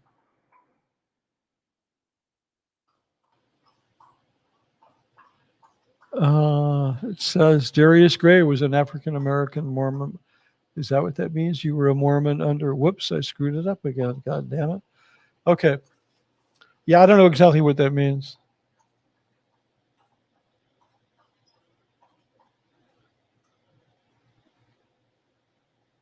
Okay, here's a pro tip from Gregory Nitsky. Download Mitch videos and play them while driving around time zone is terrible for some of us. Oh, yeah. Okay, so what's the best time zone? Do I need to start going on in the morning? Because I'm happy to do that. I'll be honest with you. There's a couple of one particular very popular SB Nation Scientology creator whose name I'm not going to mention. And I kind of have to duck and dodge around that person because the other day I did a stream. The one I did with Sterling, I had announced it about 4 hours earlier, and that other creator just decided to go live without any announcement like 10 minutes before mine started. And I had no, it sucked all the oxygen out of the room and I had no audience. I mean, I got like 40 people. So it's kind of like I've been doing a little later, trying to stay out of the way of other more popular or more subscribed content creators. But if the morning is better, I mean, I'm thinking I like you late or early. Duchess Honey, that's exactly the way I feel about you. But I'm thinking maybe I'll do some like 11 PDT in my time in the morning. I think that might be better. Oh, good morning from Germany. Awesome. I love Germany. Okay. Thank you, Joni. A gray Mormon is someone who is baptized but never believes. I get it. I totally get it. So you just kind of are forced to stay because that's the family situation. This says, at me, the exchange rate is a killer, but drop some beans in Indy. Don't say, okay. I won't. I'll never say it again. Beans. Yes. So you remember that story. Good on you. So Jacqueline Leach says, it seems also FLDS women are stronger at leaving everything behind and not seek another cult. Yeah, I mean, I guess if Shelly Miscavige is any judge of that, she did a great job. And I have seen it with those. I don't know if you guys watched around the same time that The Kingdom of Heaven, the show about the Mormon murder. I don't know. What was the name of it? Oh, man, it was the two lesbian women who left Mormonism and got married. It's just a beautiful series. I didn't really need to watch more than 1 or 2 episodes. It just wasn't my thing, but it was really beautiful. And they had no problem. I mean, they didn't have emotional. The problems they had were from others, not them. Okay. And Evelyn Lee Barney wants to know, so Joni, how does it different from Jack Mormon? Are the Jacks just the ones that don't give a starting with an S? Yeah, I can tell you, I know the difference because I used to hang out with a lot of Mormons. The Jack Mormon is a Mormon who smokes and drinks and is like, doesn't give F all about Mormonism. A gray Mormon is maybe does the Jackie stuff and whatever, but they were just baptized like, oh, by the way, when you were a kid, we baptized you and you're a Mormon. And you're like, what? So, but maybe the gray Mormon doesn't necessarily have to break all the rules, like doesn't drink and smoke and stuff like that. But a Jack Mormon absolutely does. Because I know I did a film for Portia, like a 10-minute documentary. It's somewhere on YouTube. You can look it up. It was with Al Holbert. You can Google Al Holbert, Portia 924. It's this really interesting documentary I made back in the 80s. It was a sales piece. About going to the Bonneville Salt Flats and breaking a speed limit, setting a speed record, not breaking a speed limit. You can't break a speed limit on the Bonneville Salt Flats. Bonneville, you've all heard of it. It's where they set all the land speed records.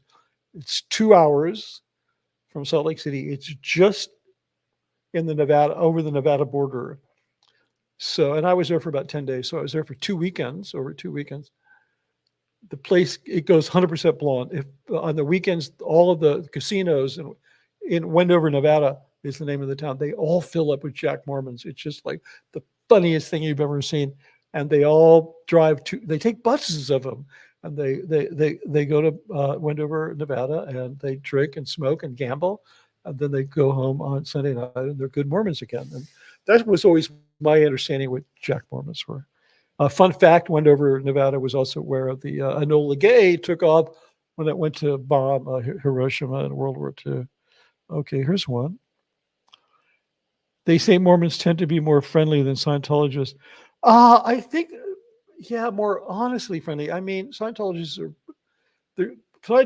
are friendly because they feel obligated to be friendly because they feel it's their job to set a good example as a Scientologist. So it's a little bit of a fake PR-y thing.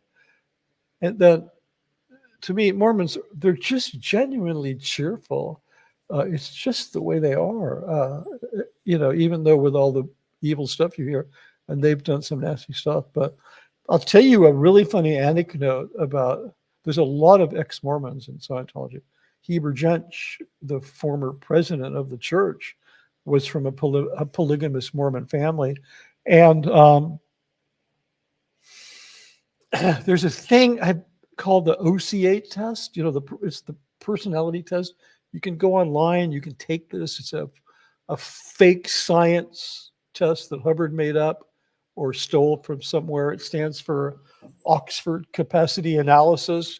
And you take this thing, it's a couple hundred questions, you answer them, and it grades you on various emotional bands, like if you're accident, or not just emotional, but if you're accident prone, or if you're nervous, or if you're lonely, or if you're whatever. And so it's a graph, right? And the lower you are on the graph, the worse off you are. The higher you are on the graph, the better off you are.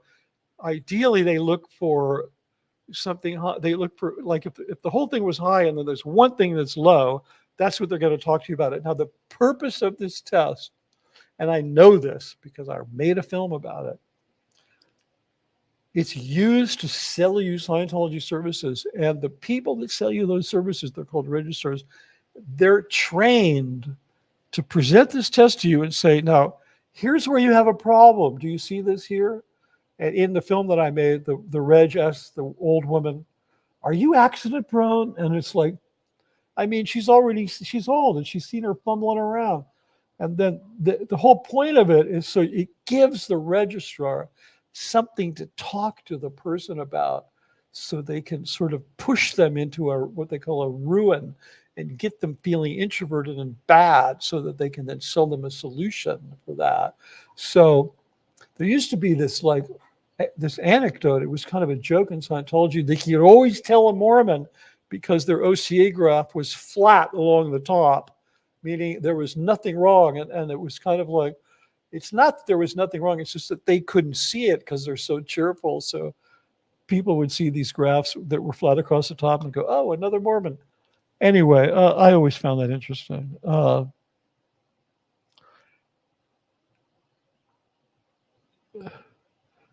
Yeah, okay, I just have to put this comment up here.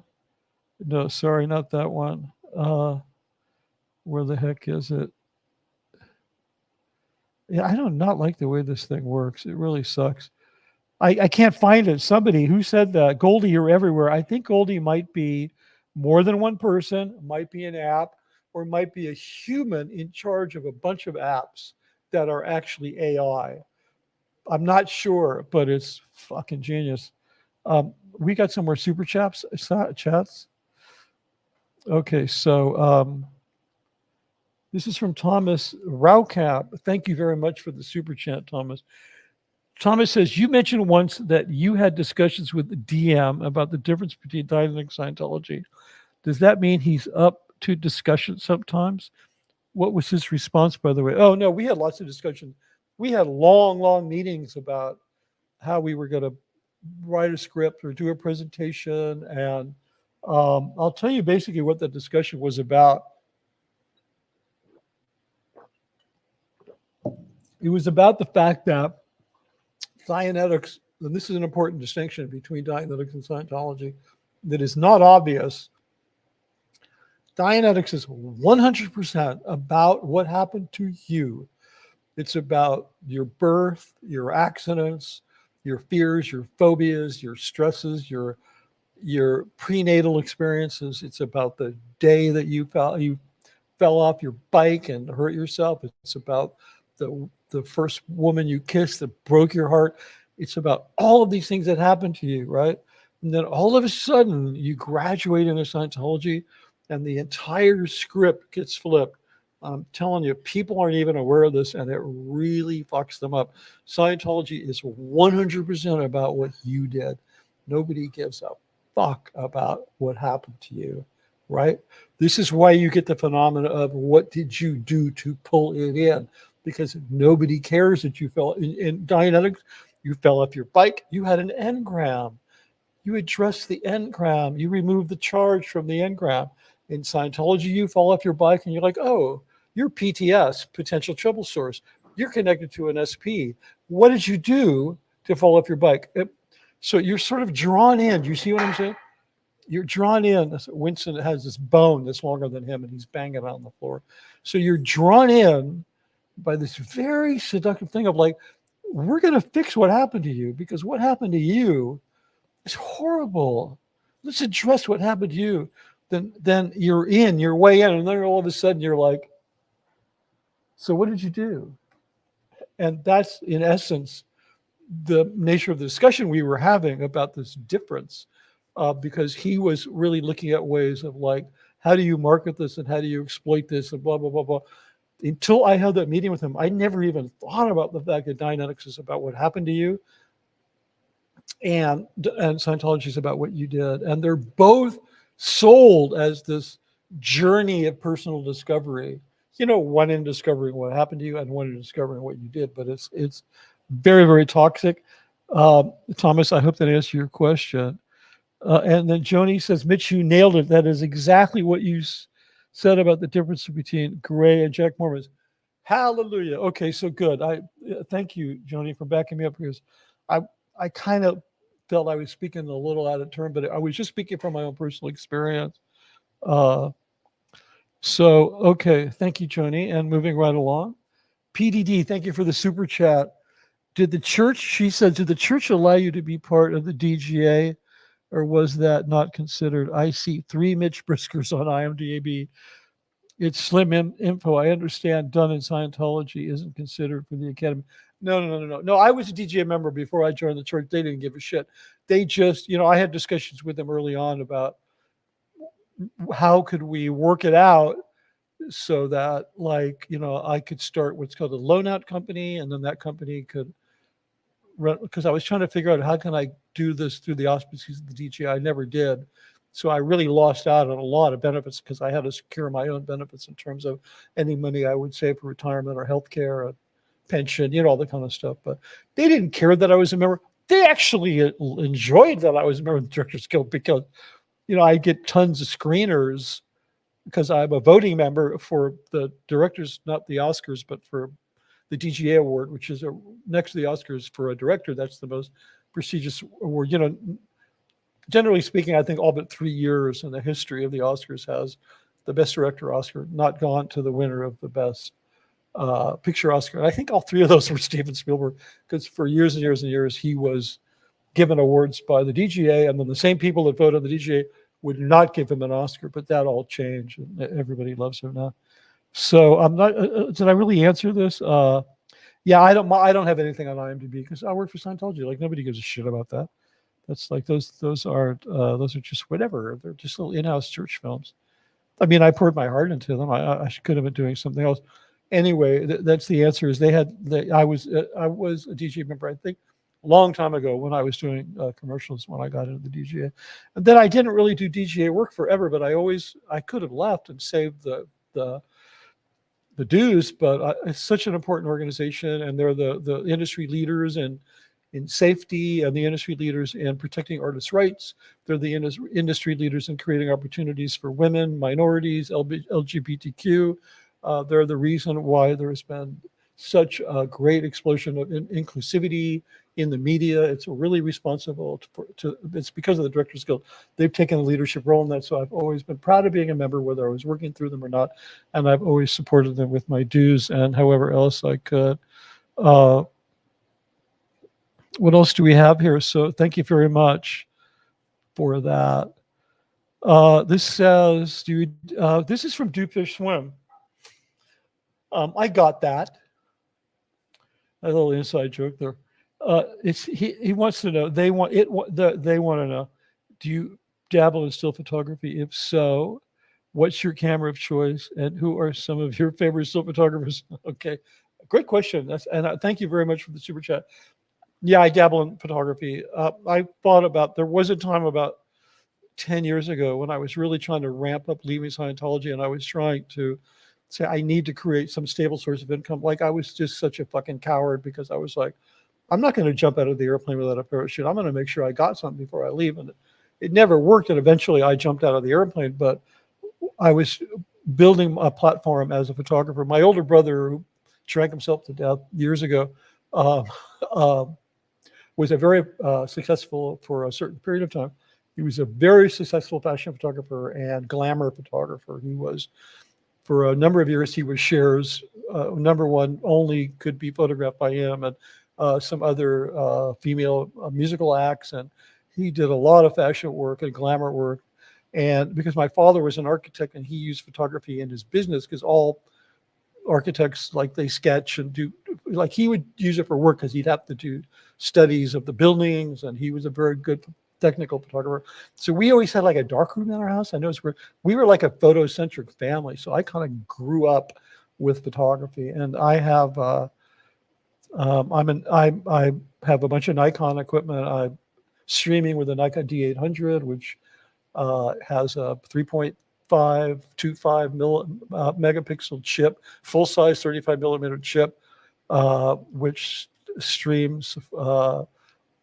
This is real technical, but almost full uncompressed video. It's what's called 422. It's very high quality video through an HDMI cable, and I shoot it with a 50 millimeter lens. I think I'm at about 4.5 at like a 90. So it's 1080p, and it looks good because it's a really good lens. I'm a big believer in Nikon optics. I care more about optics than I do about cameras. And who are some of your favorite still photographers? Well, come on. I named my dog Weston. Edward Weston, of course, is, I think, my favorite photographer, only because he's considered the father of modern photography. He was, back in the, the late 1800s through the teens, he was a member of that whole commie group of artists, like Diego Rivera and what's her name? His girlfriend, the Mexican girl with the one eyebrow. What? Kayla, whatever it is, I forgot. One of you guys will embarrass me and put it in the chat. But Edward Weston, even if you've never seen his work, you've seen his work because he was the guy. Steve Britton's going to definitely know who he is, because he kind of apparently knows everything that I know and a little bit more, which is awesome. But yeah, so definitely, who else? Edward Weston. Oh, as an older photographer, and then newer photographers, I'm trying to think. Oh, God, I need to pull I have a bunch of photography books here that I should pull out sometime, and we'll look at them. Because a bunch of names are like escaping me right now, and I don't know. But I do have a bunch of, I don't know where the hell it is. I was going to try to show you guys some Edward Weston work, but I'm not going to do that. So anyway, Edward Weston, and then there's a few other guys. Why can't I think of them? Anyway, next time we're on, I hope Do Fish Swim. Next time I go on, I'm gonna put a stack of photography books next to me, and so I can pull them up and have the names here. But I'm a huge photography fan, and I've dabbled in it. I know a lot about it. It's one of the things that's helped me a lot with filmmaking. And I'm trying to think if yeah. I mean, all cameras are good. I mean, if I had to do it over again, would I don't know. My dad had a bunch of Nikon cameras, so I had Nikon cameras. It's like, it's like your parents are Catholics or whatever. It's like a brand thing. But the thing that I like about Kodak is they're the only camera company that is only a camera company, and it's primarily an optical company. I mean, Canon, you can buy a Canon camera, you can buy a Canon copier. That doesn't necessarily mean anything against them, But think about it. And then who else? Like Minolta, they also make copiers. They make like, the only other camera company I can think of, and help me out, Steve, you might know this, that is primarily an optical company is Leica. And Leica makes great cameras, but professional photographers, they're the most expensive cameras you can buy, but professional photographers don't use Leica. The only people that really use Leica are just rich hobbyists. I see some guy with a Leica camera, like the chances are he's not a professional. He's just some rich guy who wants the most expensive camera because, your journeyman photographers, mostly they use either Nikon. It goes down like this. They use Nikon or they use Canon. Nikon is more in the glamour area because of Richard Avedon, the most famous fashion photographer of all time, and he was a Nikon guy. And then Canon is more popular in the world of sports because I don't know why, but I think I've always assumed it was the influence of what's his name? That guy I just said, who Richard Avedon, who made Nikon so famous. So yeah, I have a lot of. I love Avedon's work. Now that we're at it, and there's some German photographers. There's a guy, you can look him up. He was kind of a new wave photographer from the 80s named Cheko Leidman, German, Chycoleidman. He was hugely influential on the 80s new wave filmmakers like Tony Scott, who, Ridley Scott's brother, who tragically took his own life when he found out he was going to die of cancer. But Cheko Leidman was a huge, I studied his work a lot, but I think I could kind of do them by decade. And Dorothea Lange, who, shot all those incredible, I'm a huge fan of her. There's just a whole list of them. So I think I like the ones that are mostly cinematic. Yeah, okay, Steve says a very true statement. He says lens quality beats megapixels. Yeah, people don't realize that they have that. Yeah, it's lens quality, and really you want a big. I said it the other day, a big honking piece of glass that lets, like, you could have a phone that has more megapixels than a big camera, but the phone has a lens about that big, and then the camera's got a lens about that big. So you really want to as we say, invest in glass, because you're going to, I went through 3 camera bodies that I bought and sold, but I kept all of the same lenses because, you keep those forever. What did I do the first time I went to Japan in 1984? I bought a camera. I bought a Nikon and a couple of lenses. Okay, hold on a second. This person says, Steve, I have a Canon Digital Rebel. I got some awesome shots of the 2017 eclipse. Yeah, that's cool. Canon Rebel, that's a point and shoot, right? Actually, no, I think the Rebel is isn't it? Can't you change the lenses on that? Because I know, what's his name? I was helping, Doug C. Kramer, great guy. I love his channel. Doug's a great guy. And I spent some time on the phone with him, helping him with his lighting of his camera, and he uses a Rebel, and it looks really good. I think it's a Rebel. And Joni says, or Steve says, at Joni out, no, I'm not a technologist who doesn't do anything. No, I'm a technologist who doesn't do anything with my degree. There you go. For all of you people who are thinking about going to college, that's pretty much the end word on that.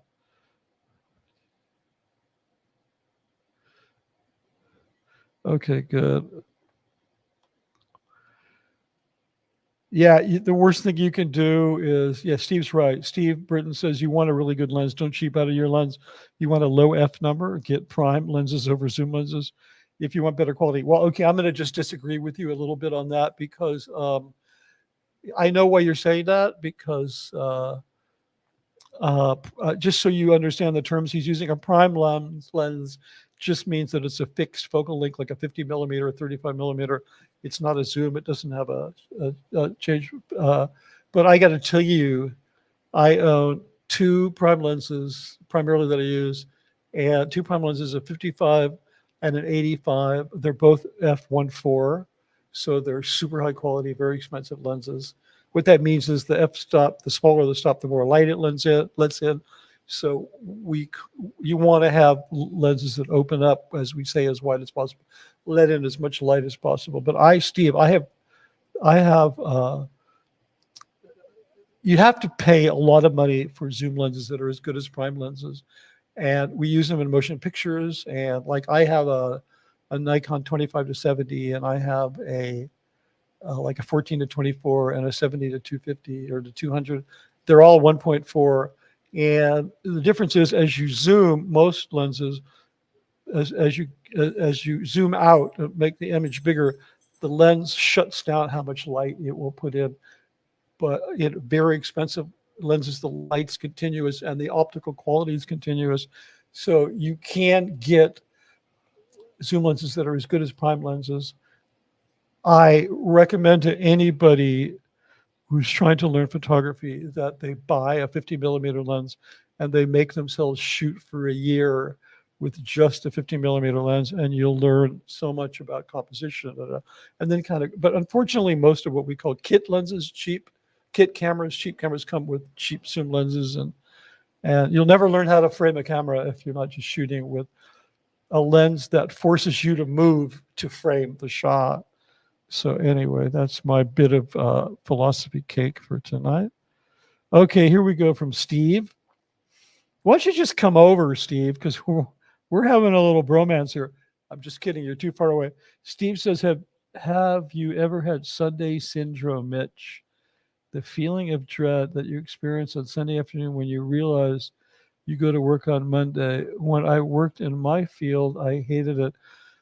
I used to have that when I worked for Gold. It was really bad. Now I have Monday through Sunday dread because I don't work. And so, I get up in the morning and I make shit happen all day. Like I write, I stream, whatever I have to do so that I'm not just sitting around thinking, because then I'm not sure what would happen. Because, if you want to change your circumstance, you have to focus on things and you have to stay busy, and you have to focus on things that are important to you, that you love to do, and you have to surround yourself with people that really give a shit, which is one of the reasons why I love this community so much. And Joni Cummings says, I'm trying to make you smile. And who are you talking to? Me? I guess so. You always make me smile, Joni. All you have to do is show up. Wow, we've been on for almost 2 hours. I'm going to hang in there. We have 100 people, so that's, I don't get big viewership. I don't get the 1,500, 2,000, 3,000 viewers that other people do, but I don't give a shit. I figure eventually people will discover me and know that I'm here for them. Rev Girl says she loves being retired. Well, I used to, hey, Weston, what the hell is your problem? What are you barking at? Come here. Come on, hop up here. Hop up, come on. Yeah. No, he hates being picked up. This guy is he's and he's hip to now. He knows that I'm trying to pick him up, so he just runs away. So yeah, what was I saying? Yeah, someday people will realize, more people realize how awesome I am. And the reason that I'm awesome is because I'm basically here for you, not for me. Weston, I don't know why you're barking. Why are you barking? I think he's, yeah, there you go. This is quote of the night from Joni Cummings. What's retirement? Yeah, I didn't tell you my joke. I used to have this joke. I'm going to have to let him out. The best thing about being unemployed is when you get up in the morning, you're there. And I guess that's the best thing about retirement. Oh, somebody decided to let him out for me. Okay, good. There's 102 people in there right now. Now 104. That's actually pretty good. Oh, I am a graphic designer and I love the type in your book. There's a little story about it. I obviously needed a really big, chunky, very condensed, the tall font, and because I was going for the ultimate YouTube thumbnail, right? Because I wanted it to really stand out at a glance, and so I was looking at, there's my first choice was a font called Big Noodle something or other, because we used to use that at Scientology Media Productions. Like that was the number one display font, for TV and advertising there. And I thought, fuck them. I'm just going to use a Big Noodle titling, it's called. It's a really cool font. And but then I came across this other font, and it had a free license, and it's called Optician Sans. And it's essentially one of the two fonts that are used on, this is so bizarre subtext, is used on an eye chart. So I thought there was it appealed to me because it's like subtly, it's like you're seeing something very clearly. I don't know, it had to do with sight and vision. And so it's actually that font that you're saying you like is, it's actually from an optician's eye chart. So I thought that was really cool, but thanks. Yeah, and if you're interested in that font, it's called Optician Sans, and it's free.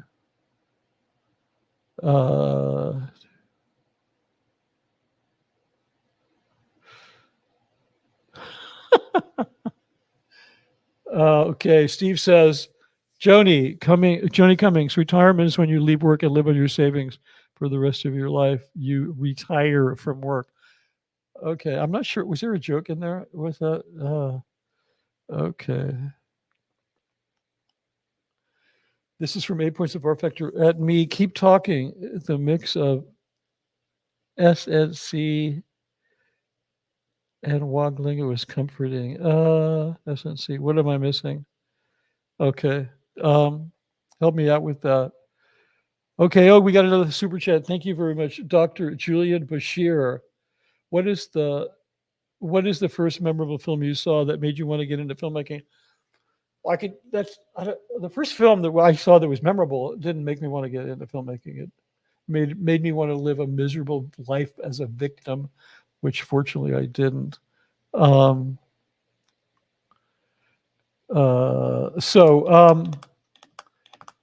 first film that made me want to get into. Okay, so this is really a bizarre story, and you're probably not going to believe it, but I was in fine arts, and I had a friend who was older who was in film production. He was a prop master, and then he was a film producer, production manager, film producer, and he was also a Japanese martial arts fanatic.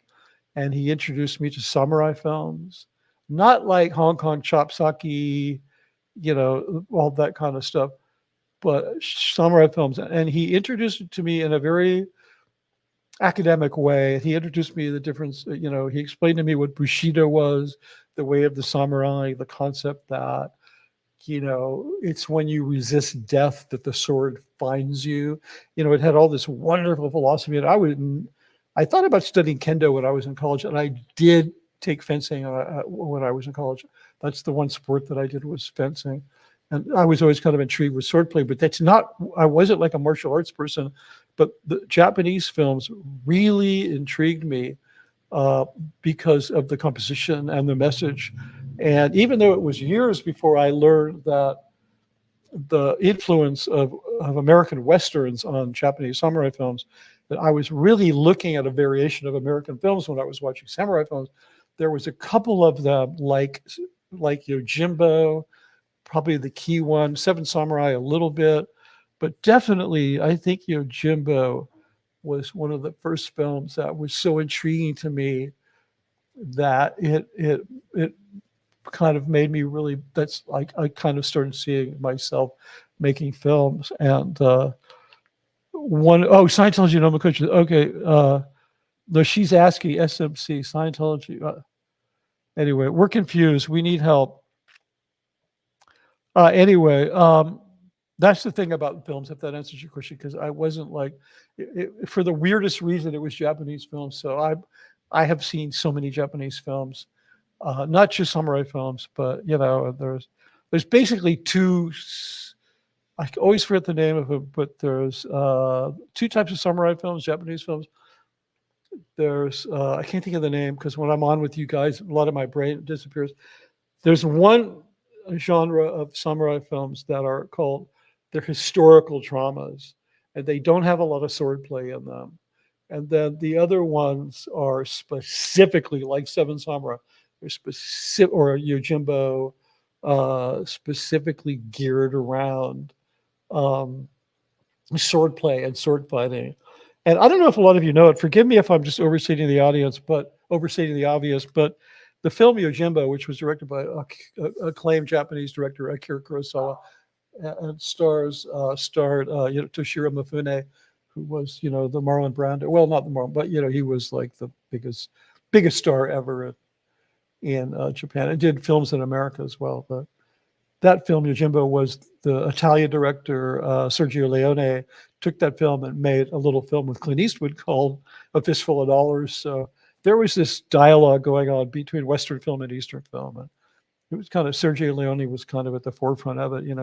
He took Yojimbo made A Fistful of Dollars. He took another film called Sanjuro, and he made it into a few dollars more. Then there was another guy, samurai director named Inagaki. He made a film called Three Outlaw Samurai, and Leone made that into The Good, the Bad, and the Ugly. And then I forget his name, but an American director took Seven Samurai and made Magnificent Seven.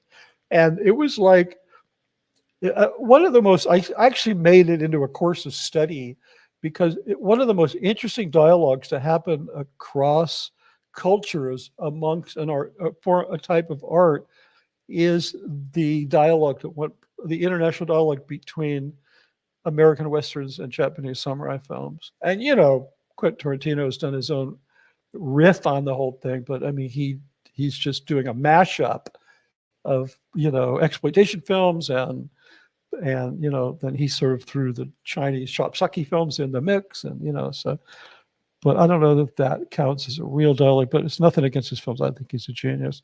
So hold on. Okay, so here's 8 points of R Factor from New Zealand is correcting him. He's clarifying SNC. Oops, should have been Scientology. IUC. Oh, I get it. SCN. I get it. So it was a combination of Scientology and what was the other thing you said? Oh, now I forgot it. IUC. Okay. She likes Jewish television. Okay, I could probably do that. I mean, my background is Jewish, so let me see. I don't want to. Okay, so gotta say this. This is from Nunya Wax. Hello, all from Brisbane, Queensland. OZ down here. Thoroughly enjoying your content, Mitch. Fantastic. I finally found a group of friends that will put up with my gas bagging. Anyway, thank you so much for that. That's really, really sweet. Steve says, I would love to learn fencing. No, not the art of building them either. Now, fencing it's a great sport. I loved it. I fenced for, I don't know, as a college student for 3-4 years. Loved it. And then I thought about taking kendo lessons, but I got too busy. I think if I had it to do over again, I would take kendo only because it has all that great Japanese stuff. And the Japanese, it's like, they're from another planet. They're like, hey, Dr. Julian Bashir, you're very welcome.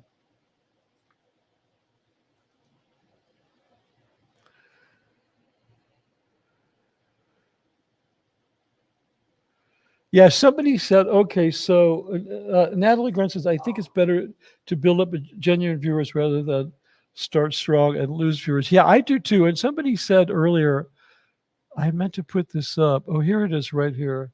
Joni Cummings, who I am a huge fan of. Mitch, you have loyal viewers and we are your friends.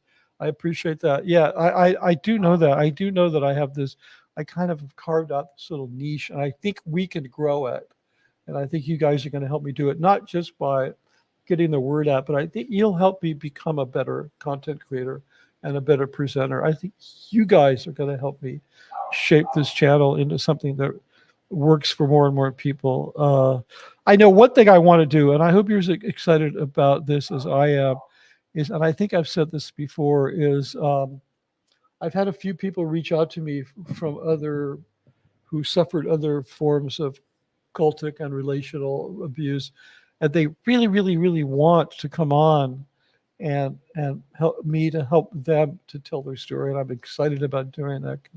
I think that could truly be one of the purposes of the SB Nation, especially with its most vital component, which were the people that were never in Scientology, who were going to kind of help this whole thing to branch out into a sort of movement that at its core, it has the idea of creating less harm in the world, which is sort of the thing with me. I mean, it's like, I used to try to explain this when I was at Gold about how important it is to foster harm reduction. And boy, they didn't understand it, because those people, they're not about harm reduction. They're about harm creation.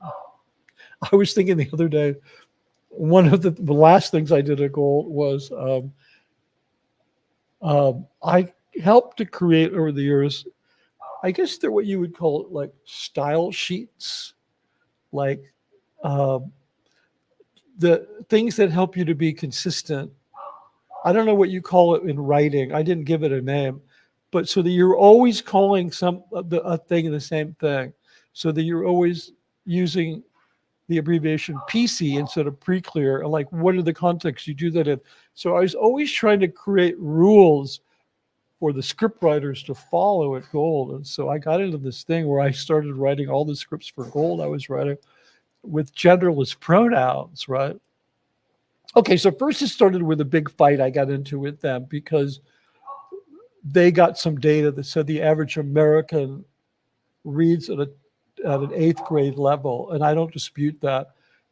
But the point I argued with them, because I said, yeah, but you're not trying to get the average American into Scientology. You're trying to get smart people who can read at a higher level into Scientology. And they're like, no, because we want to get our materials adapted for schools. And the schools say you have to be very age specific. But I'm like, yeah, but those are materials that are made for different ages anyway. I went on and had this fight with them about, it was so stupid that they'd look up, what's the vocabulary of an 8th grader? And then they'd insist that the scripts be written for that. And it's the reason eventually they'll fail, because they just don't understand cultural phenomena. So then I started writing all of my stuff in genderless pronouns. And I set like some stuff out that I typed up, and I said, okay, we're all going to do genderless pronouns, because this is becoming the accepted norm. And plus it's just true, because it makes your stuff more relatable and blah, blah, blah. And I actually won the battle. I'll bet you anything they went back and changed it, because they're so anti-gay. And it was really funny. They're like, you mean we have to say, they and them and all that stuff? And I'm like, no, I'm only saying that if you don't know what the gender is, you can say them. It's perfectly fine to do that, and it's now becoming acceptable. I'm like, if you're writing about a guy who pulls out his schwang and pees against the wall, yes, you can say he, him, because you know what the gender is. But if you don't know the gender, why do you so like I said, we're not going to say mankind anymore. We're going to say humankind. We're going to get rid of all this patriarchal bullshit. I was really kind of just sticking it to the man at Gold, because I was really fucking done. But it actually worked, and I got them to start using genderless pronouns. And I think what won the argument was that I should really check the chats and make sure that you guys aren't just all bailing out now. But what really won it was, one of my favorite books is what's it called? Oh my God, completely lost my mind. I'm losing my train of thought. Maybe we need to get off. No, Pride and Prejudice by Jane Austen. And there's a wonderful bit in Pride and Prejudice where I think it's Jane or what, not Jane, Elizabeth, one of the characters is reading letters from a person of an unknown gender.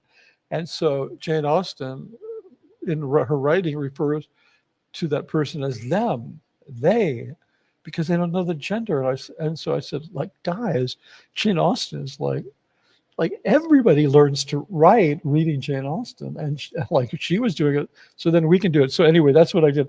I actually shoved Jane Austen down their throat, because none of them have ever read her. And I actually won the argument on that. This has been sitting here for a while. I have to, from Jacqueline Leach. I'm sorry, it's Jacqueline, not related to Donovan Leach. by the way, Jacqueline, I don't know if I told you this, but I randomly, I was listening to some music on a stream, and randomly Donovan's Try and Catch the Wind came up, and by the end of it, I was in tears. I was a wreck. She says, my daughter was an age group champion fencer before COVID. Now she works with autistic adults. That's really cool. Actually, fencing would be good therapy for some kind of something. I'm sure it would, because it's very disciplined. And it's not about violence at all. It's really like a game. It's like an amazing game. When I was at Cal Arts, when I was in film school,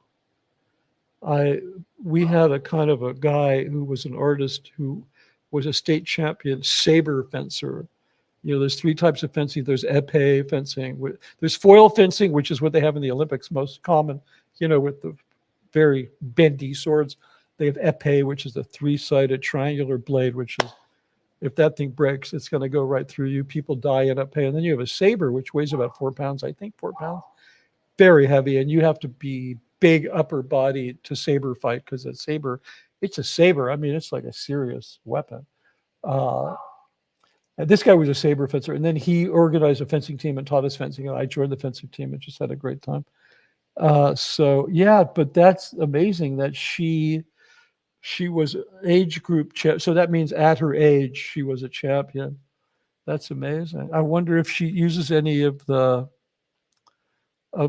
fencing in her work with autistic adults. Okay, what do we got here?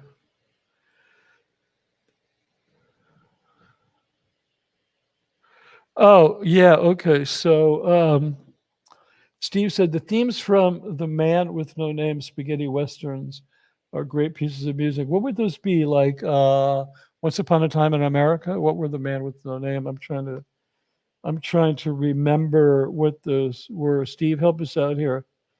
Can you pop one of those in? Yeah, that genre of those Italian westerns that borrowed from Japanese films, they're referred to as spaghetti westerns, but you guys probably already know that. But yeah, what's his name? The guy who did the guy who did the theme for what's it called? The Good, the Bad, and the Ugly. I think I have it here. Let me see if I can find it. Let me see if I can just waste a bunch of time and find this thing. You know, I know my phone so well, unless I'm streaming, that you can't find shit. Okay, here's phone. Here's I don't know where they put. I actually have that on my phone somewhere, but I'm not going to find it. Nope, not going to find it. Okay, yeah, that music was amazing. What's the guy's name? The who did the theme song for the very famous Marconi, Marconi, something. He passed away, I heard recently. The Italian composer who did some of those spaghetti western. Jack. So what do we have here?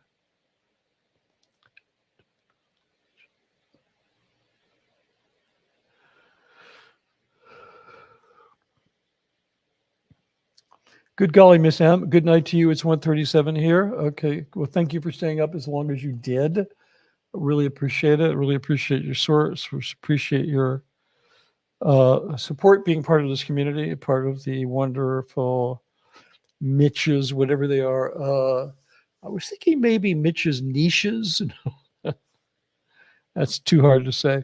Jacqueline Leach, Jewish television is like transparent and better things, but I was all over British Shameless.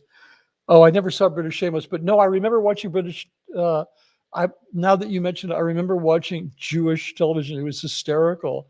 There was a guy that was like this rabbi who would do like coffee and bagels. He would do like these reviews of delis. He'd go around and he'd hang out with people at delis and talk philosophy and drink coffee and eat bagels, and it was just hysterical.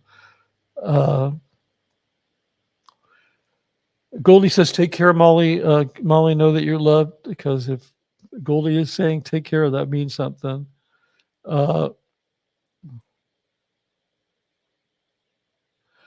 Another fun fact from Steve Britton: The Lion King is just Star Wars on the savannah. Interesting. I think somebody wants to. Hey, Steve, says Do Fish Swim. Lion King is Hamlet, actually. So this is great. Now we're going to draw parallels between high concept action adventure motion pictures and Shakespeare plays. Okay. Well, I will tell you that speaking of samurai films, remember I was mentioning to you the two types. There's the two types of samurai films. Are there's the one that are historical dramas, and there's the other ones which are the swordplay dramas. And let me see if I can get this here. Samurai cinema. Okay, so there's the two types are Chanbara, which is a sword fighting film, and the other is called Jidageki, which is a historical drama. So now you know a little bit more about samurai films. So Toshiro Mifune, I'm sorry, Akira Kurosawa, the director, he'd made both Chanbara and the other one. I can never remember the name. Jedi, isn't that interesting? It has the word Jedi in it. The historical ones are Jidai Geki. So, because we know that, what's his name, Lucas borrowed a lot of stuff from samurai films. That whole thing about the Jedi comes from, I'll bet, this word Jidai Geki. So, but Akira Kurosawa, he made one Jedi Geki film, like a drama, historical drama, but it was Macbeth. Like he made the samurai version of Macbeth. It's with Toshiro Mifune. It's called Throne of Blood. It was probably in the early 60s or late 50s, which is a miracle. He started making films in 49, shortly after Japan had been nuclear bombed, and he was actually making pretty amazing films. So I've always had a tremendous amount of respect for that. But there you go. So yeah, it's one. Yeah, Shakespeare made his way into a lot of. It was a pretty big influence.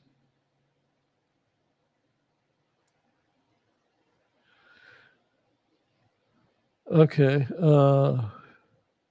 And Steve says to Do Fish Swim. I can see that, although Scar doesn't marry Simba's mom. Yeah, that's, but that was that was the Shakespearean part of it that they didn't do.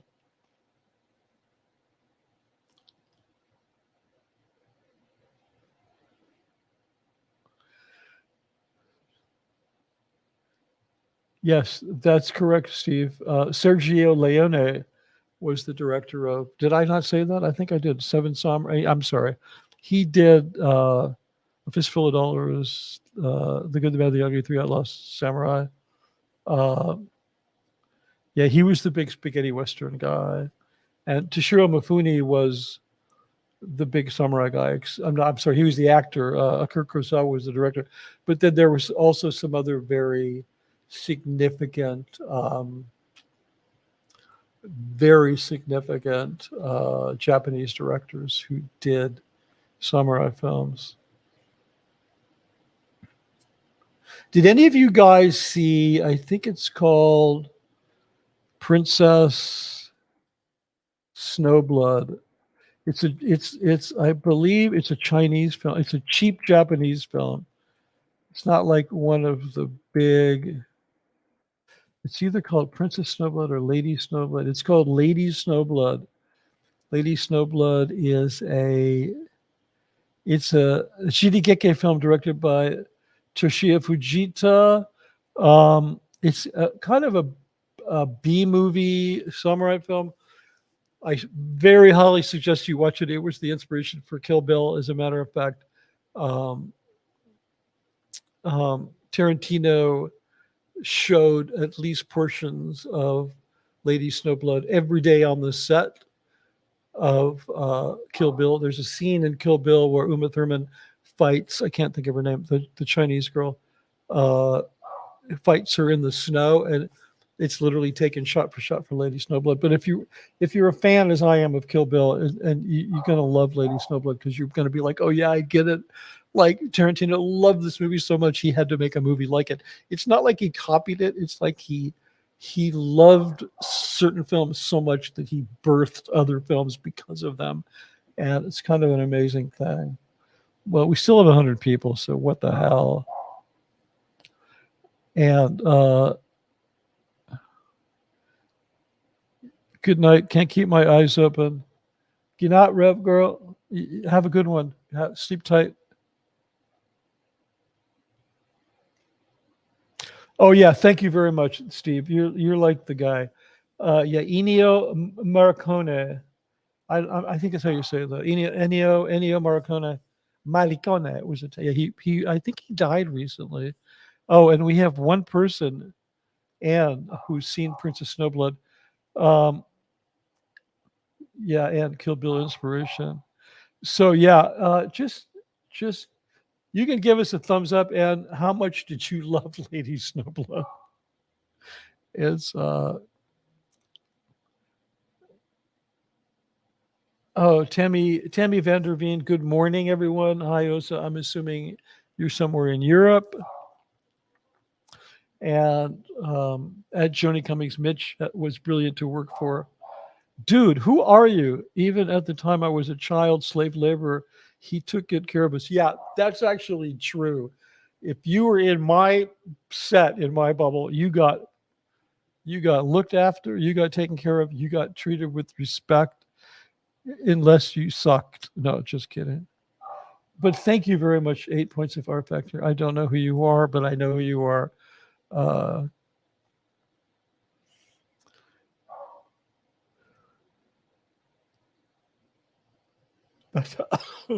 Tampa B man, Mitch's crew. That's actually not bad. That's actually not bad. There's actually some deep truth to that.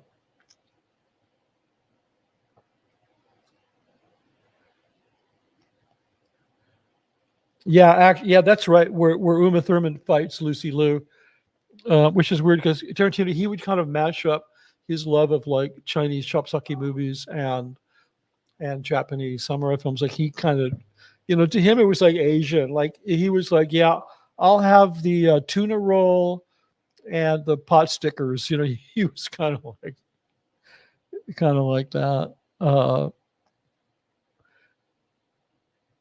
Yeah, 100%. And Princess Snowblood is Japanese. It's. I looked at Wikipedia. It's considered a Jenigake film, which means a historical drama. But the plot, America is obsessed with revenge films. I mean, that's our biggest genre. From Eliminator, Terminator, whatever it is. What was the vengeance films? Or like the Russian mob comes into town and they slaughtered my family, and now I'm going to spend the rest of the movie killing every one of them. Like, we are the country of revenge films, but the plot of Lady Snowblood is without a doubt the best revenge plot ever, because it's about a woman who was jailed by an evil guy. She's imprisoned as an innocent person. I forgot the reason, but it had something to do with her husband and something to do with him taking over her fortune illegally. This woman is jailed. She's pregnant. She dies in prison. Her baby daughter is raised in prison to seek revenge on the men that betrayed her mother. And this is one of the best revenge plots of all time. So you have this lethal killing machine who was raped by a criminal and born in prison and raised as a killer to go after the men that betrayed her mother. So nobody's ever come up with a better revenge plot than that. Especially Quentin Tarantino, for all of his wonderful films, he's yet to beat that. Okay, I got a question here. Where is this? I don't know what it is. These questions jump around. So Thomas Raukamp says, my girlfriend studied literature. One day I persuaded her to read To the Stars by L.R.H. I think that's one of his fiction stories that appeared in a magazine. I think it was a short story. She almost threw up because it was so poorly written. He really was not a good writer. No, he was about quantity, not quality. I think I mean, I read a bunch of his fiction stuff, and a lot of it was really kind of clever and fun. And they were sort of the stories that, like, 12-year-old boys would read at summer camp and stuff. They weren't literature. They weren't.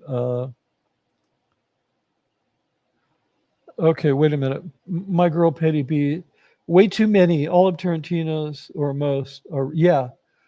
His films are all about revenge. I mean, revenge is a great thing to structure plot around in a film, because films are about what people do. They're not about what they think. They're not about what they say. They're about action, and revenge is a great perpetrator of action, inspirator of action.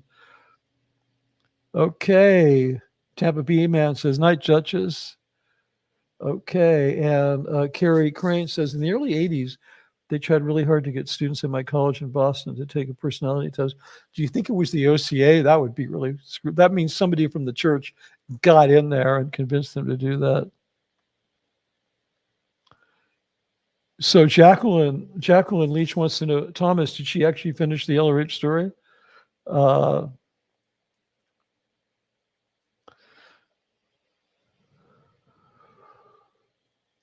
So maybe we'll never know.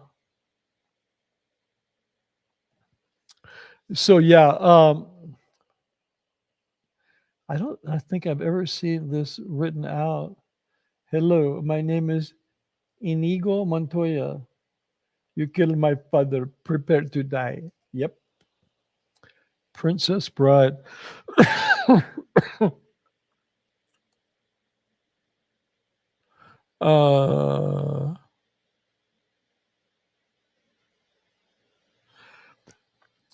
Yeah, Patty B says Oxford generated the personality test used in orgs.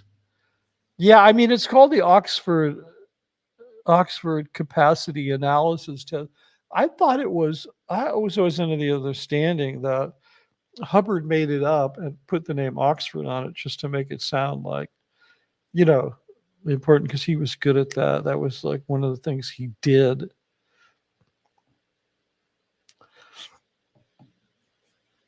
I really didn't think we were going to talk about samurai films tonight, but somebody asked. So nobody asked what my favorite samurai series was. My favorite samurai series was Zatoichi, the Blind Swordsman. I don't know if any of you have ever seen these. Somebody gave me a Blu-ray boxed edition of all. I think there's 26 of them. 4 of them are absolutely incredible. 6 of them are worth watching, and the rest of them are very repetitive. But the guy who, funny story, the guy who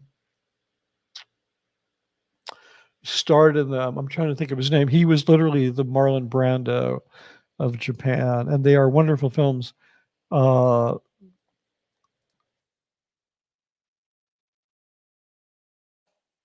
They're definitely as a film series, they're my favorite. And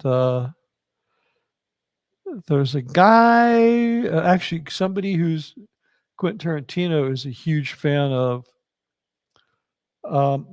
remade Zatoichi is such a beloved character. 26 films, 20 years as a character on a TV show, and then a guy, one of Tarantino's favorite Japanese director, as an actor and a director, and he remade a film called Zatoichi, the Blind Swordsman, and then Tarantino actually brought it to America. This is a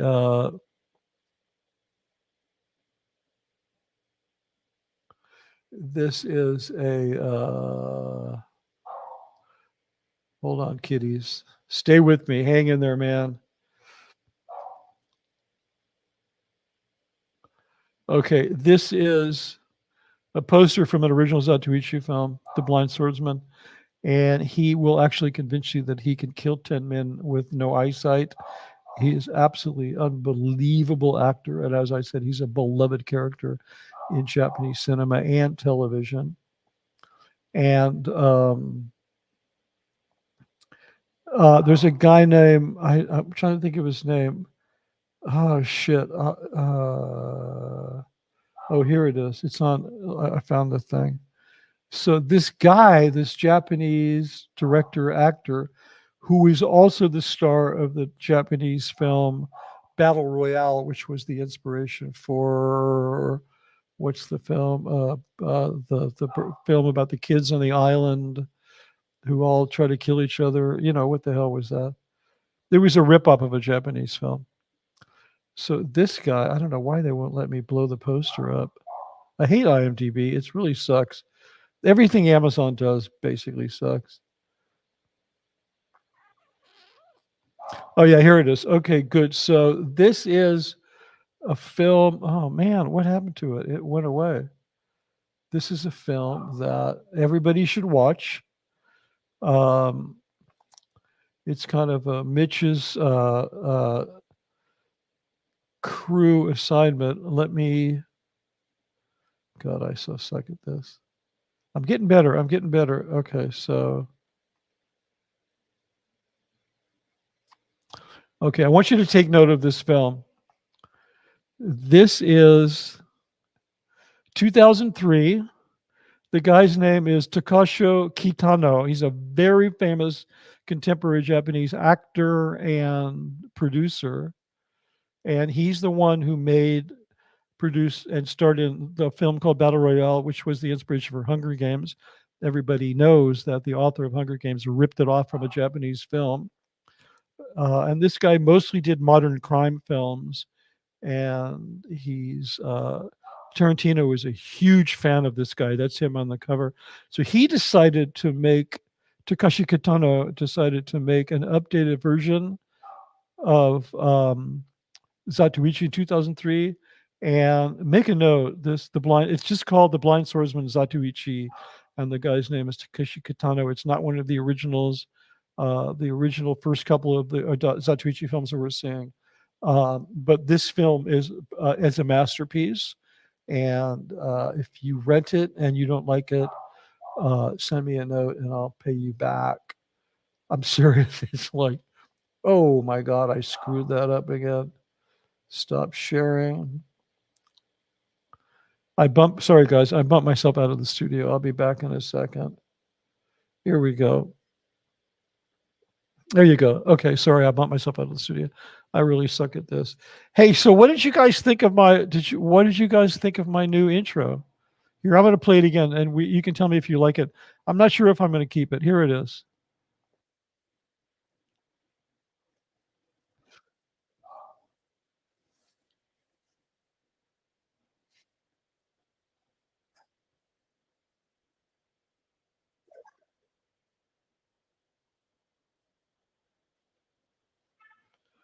Anyway, I just threw that together after I got that letter from Gold because I thought it would be funny. That's from the trailer for Invasion of the Body Snatchers. I'll probably just do some more silly, uh, whoops, what did I do? There's too many buttons here.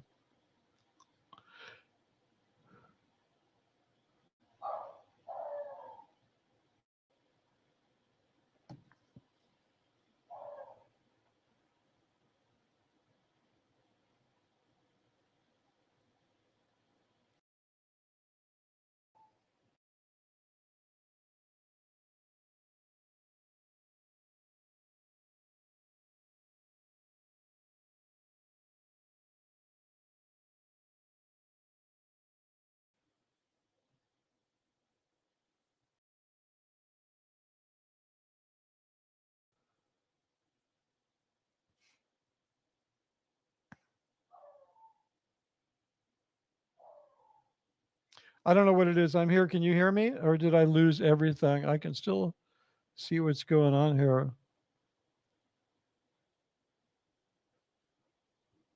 Oh, I should be coming back on. And okay, good.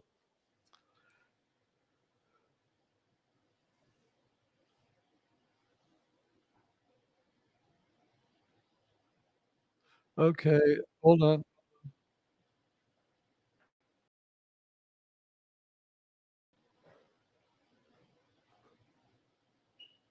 Look at this. I have myself on here twice.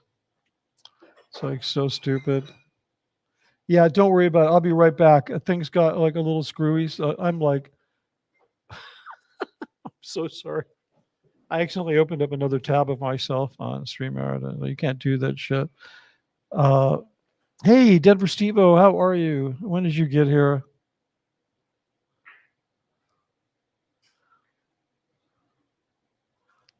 So we're all good now. God, that was just fucking scary. I can't believe it. Yeah, I know my dog's barking up a storm. I'm going to have to let him in. Hey, can you let the dog in? Thanks, man. Okay. Yeah, it's like tough. There you go. Just give him a treat. He'll be fine. That's pretty much goes for me too. Hey, Denver Steve just pooped in.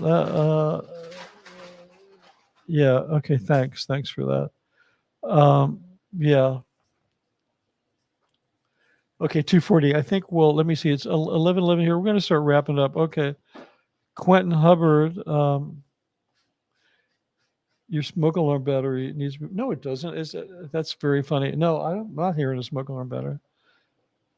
Are you joking? Okay, Steve's cutting out. Steve says, okay, folks, I can barely keep my nose up. I'm going to have to check out, folks. Bad night last night. Okay, long day, a drive, and now I'm in bed, zoning out. Night, folks. Night, Mitch. Hey, Steve, thanks a lot. Thanks a lot for being such a champion.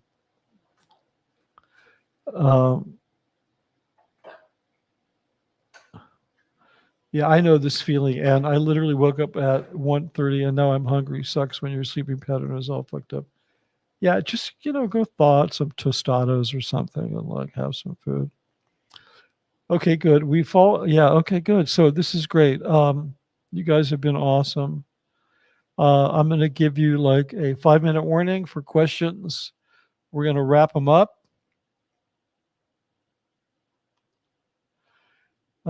Quentin Hubbard says, I thought I heard it, meaning my alarm, but I don't know what you're hearing, dude. You like checked out decades ago, so God knows what you're hearing.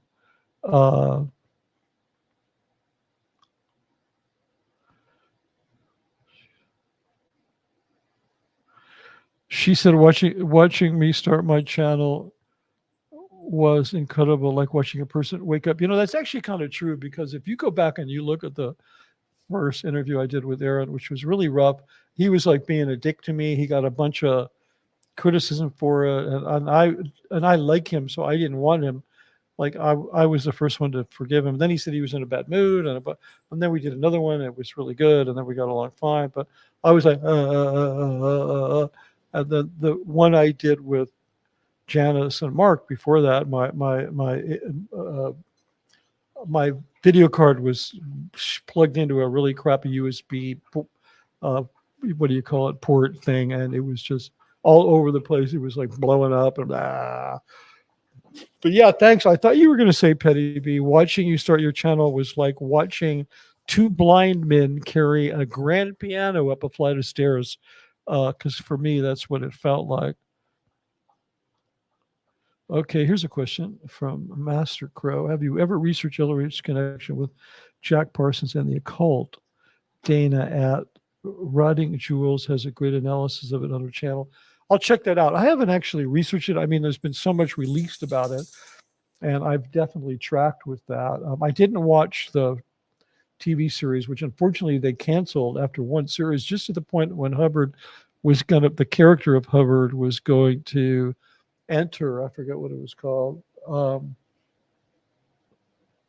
But yeah, no, I mean, I know about it, and it makes perfect sense to me. Thanks, Joni. Does that mean you're leaving? But thanks, I appreciate it. And thanks for the super chats. It's because of fans like you that Scientology: The Big Lie. That was the title of a book, but I think I'm stuck with it now as a channel. I think I'm forever going to be high. This is Scientology: The Big Lie, but that works.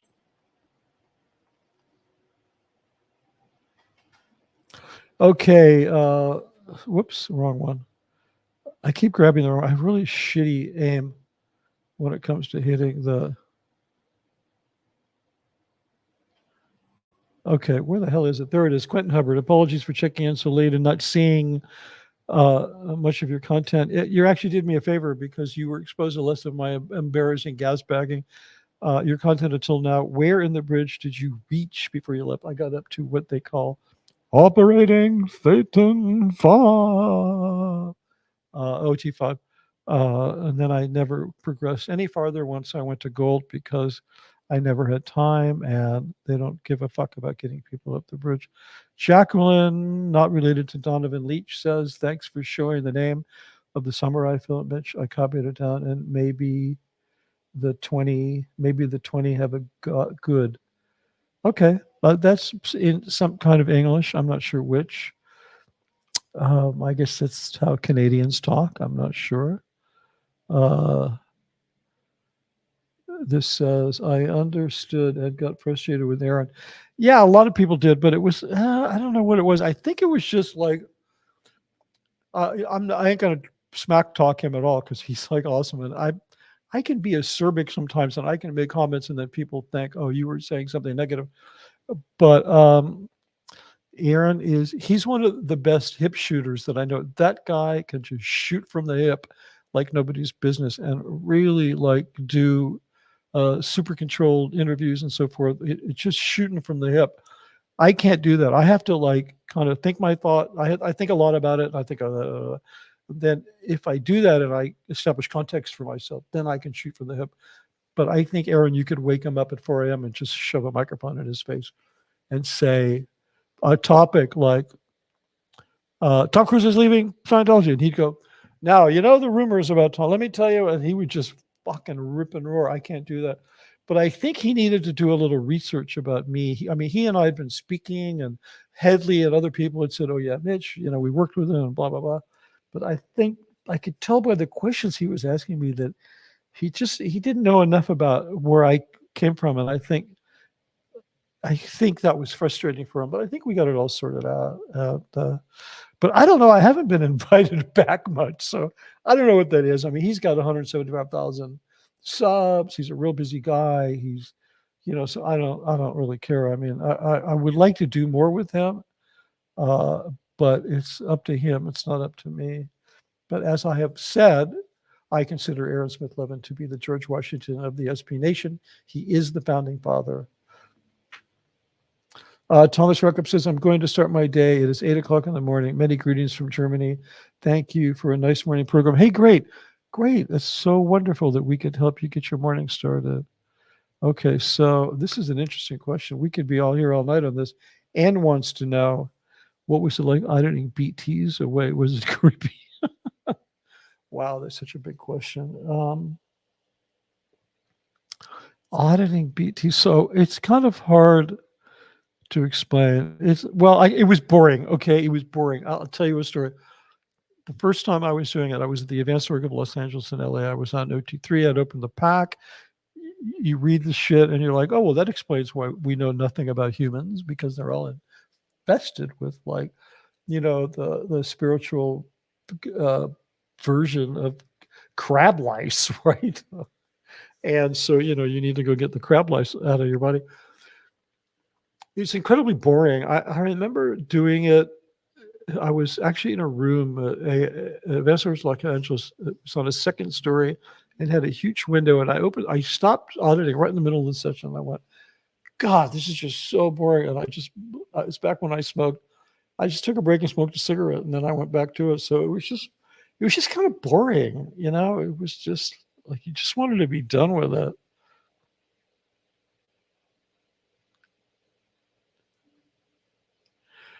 Okay, I don't know what this means.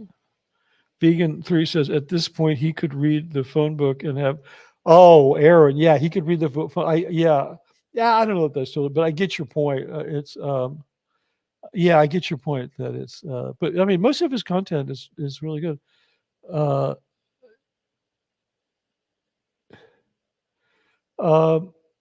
Okay, like guys, I am not trying to. I'm going to hear about this from Aaron, okay? Because somebody's going to say, Hey, Mitch Brisker was like smack talking you on his stream last night, and that is not true. We're not going to start like a thing here, right? Vegan 3 says because you're making me have to defend Aaron, and Aaron, because he deserves to be defended for his contribution. But you say he seems to be more into quantity than quality sometimes. Well, one of the things that Aaron has discovered and that he will tell you is that if you want to be, I mean, that's all of YouTube is more about quantity than quality. So you can't put that on Aaron. All that means is that Aaron has really figured out YouTube because it's more about quantity and quality. I talked to him. I'm like, so how do I build my channel? He's like, you just need to start streaming all the time. Like, that's what you need to do. So it's just that presence, because you got to remember you're being looked at mostly like by an algorithm that's deciding whether you should go in front of people or not. I mean, I'll tell you an interesting thing. I read that shorts were really starting to take off and they were very helpful. So I went and I edited some shorts together from a couple of my videos. And by the time I had 5 or 6 shorts, I looked at my analytics, and all of a sudden, over 30%, almost 40% of all the people that were discovering my channel were discovering it through shorts. So, and that's like a quantity thing. Of course, I really busted I don't know if you guys saw the shorts that I did, but I pulled them out of my 2 reaction videos, and then I pulled a couple out of, I pulled one out of the thing I did with Jeff Levin and blah, blah, blah. So, YouTube is about quantity, not quality. I mean, there is a lot of quality stuff, but if you put the best video ever on YouTube and that was your only video, unless your name was, like Tom Cruise or Donald Trump, or just something that everybody would flock to for a good reason or a bad reason, nobody's going to find it. But you have to put at least 1,000 shitty videos around it, and then it'll start being folded into the algorithm. So, you can't fault Aaron for knowing YouTube. That's fucking for sure. Oh, so Quentin Hubbard wanted to know how I stopped smoking. Well, let me just say a couple things about that. One, it took a year. Literally, it took a year. And I cut down over the course of a year. The weirdest thing happened. It was in 2011. And it was the first time that I started to feel like a word that starts with S, and then the second word is ideation. I'll let you guys, I literally started to feel that. And I had no idea back then that I had now worked for the Church of Scientology for so many years, and I had been subjected to so much insane kind of stress and push-pull, and that I don't recommend you quit smoking this way, because you might end up offing yourself in the process. But I end up with such an incredible high degree of trauma that when I smoked a cigarette, it stressed me out so much that it made me crazy, literally, because, tobacco, it has some good effects on you. It's just that but they're not worth getting because of all of the bad effects. But some of the stimulative effects can be actually helpful. So it made no sense. I would smoke a cigarette. I literally wanted to, blow my brains out. And so I started cutting down, right? And then every day I'd smoke 2 cigarettes. And I did that for a couple of months, and then I smoked 1 cigarette. And then I would just keep saying, yeah, you could make it another 10 minutes until you smoke that one, until and, you guys know my story. I mean, when I got into Scientology, I was addicted to heroin. So I can say this with absolute authority. It's harder to get off cigarettes than it is off of heroin by a factor of many times, like a 10-time factor, for a bunch of different reasons. Nicotine is way more addictive than any opiate ever designed by man. So then after, months of 2 cigarettes, months of 1 cigarette, I just quit a cold turkey. And by that time, I think I'd reduced, now I'm ready to go all night. I had 1 yawn. No, I was,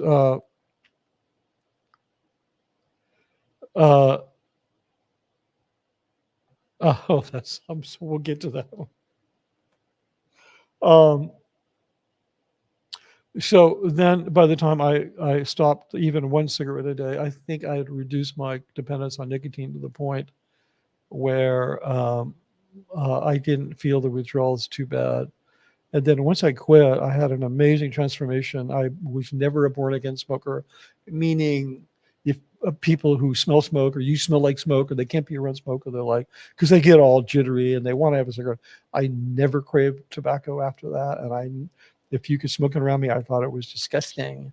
And it made me think of every time my former wife said, get out of here, you smell like an ashtray, which is not, I don't recommend saying that to smokers, but that's what was said to me a lot. I just quit. I was done. And then I told people I quit smoking, and then they said, "You smoked?" Like nobody ever really thought I was a smoker, and I smoked a pack a day. But I didn't have the personality of a smoker, I think, because I think some people do. What does it say? You guys are starting to get into some real. I'm gonna just have to take you offline, I think. Okay, let me just back up here. Okay. Okay. So, this is an interesting conversation. I'm a little reluctant to have it because I don't think that the SpTV Nation should be engaging in conversations that might seem like we're trying to be critical of each other. I think that would be very destructive because I don't want us to become like a dysfunctional family because we're such a diverse, loving family, except we're pretty white because unfortunately, those of us who are in Scientology are mostly white because Scientology is, except for the Nation of Islam, they don't particularly like black people. Okay, but let's take a look at this. Okay, so this came after the auditing BT question. And this says,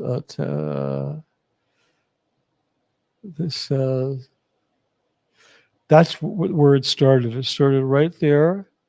And then Patty B said his audience like haters more than discourse. Yeah, this is a fact. I mean, but you've just described social media. Hello. Like Aaron's got like 175,000 subs. And you look at, Chris Shelton, who's a great guy. He's just not as entertaining. Sorry, Chris, I'm not trying to. He doesn't do the same kind of entertainment. I mean, I've spoken with Chris a lot. We've given each other notes on stuff that we've written. I have a very good relationship with him. I have tons of respect for him. He's the break it down guy. He's broken down Scientology as a Scientologist like nobody's business. But he's not like he's not like a bro. Aaron is such a bro. He's like, Shelton is like this very thoughtful academic, and if that's what you want to be, don't expect to blow up on YouTube. But if you want to be a slugger, I mean, Aaron's just a fucking slugger. He says it like it is. Like he's like, he's just like not going to take shit from anybody. And he's also like he's capable of feeling emotion and crying. So it's like you got to love that. But yeah, I noticed this, Patty B. I noticed this like when I went on there, I started talking about, like I said, yeah, I actually found things about David Miscavige to admire because I wanted people to understand that this guy is not just he's not just evil. He's not even just an evil genius. I realized earlier tonight, I think it was while I was watching Aaron's stream with Sterling Tompkins, that Miscavige is like super high IQ for strategy, but and tactics, strategy and tactics, but no IQ for emotion, zero. No IQ for like social interaction, zero. No IQ for actually tastefulness, zero. But super high IQ for tactical strategy. And so I can admire that. And I discovered that you're not allowed to say that on YouTube unless you say, I was such a brainwash robot that I found things to admire about him. You have to phrase it like that because so many of the people on YouTube are like, they're like, I've said it, you've heard me say it, they're fucking pit bulls chasing after a meat truck. They're the kind of people that slow down in a car accident and they're really hoping they see a decapitated head or at least a limb. Oh my God, did you see that? There's a foot over there. Somebody lost their foot. I mean, that's what they want to see. So and if you can sort of be the guy who says, over there's a car accident, there's a bunch of people died, then you're going to have a lot of subs.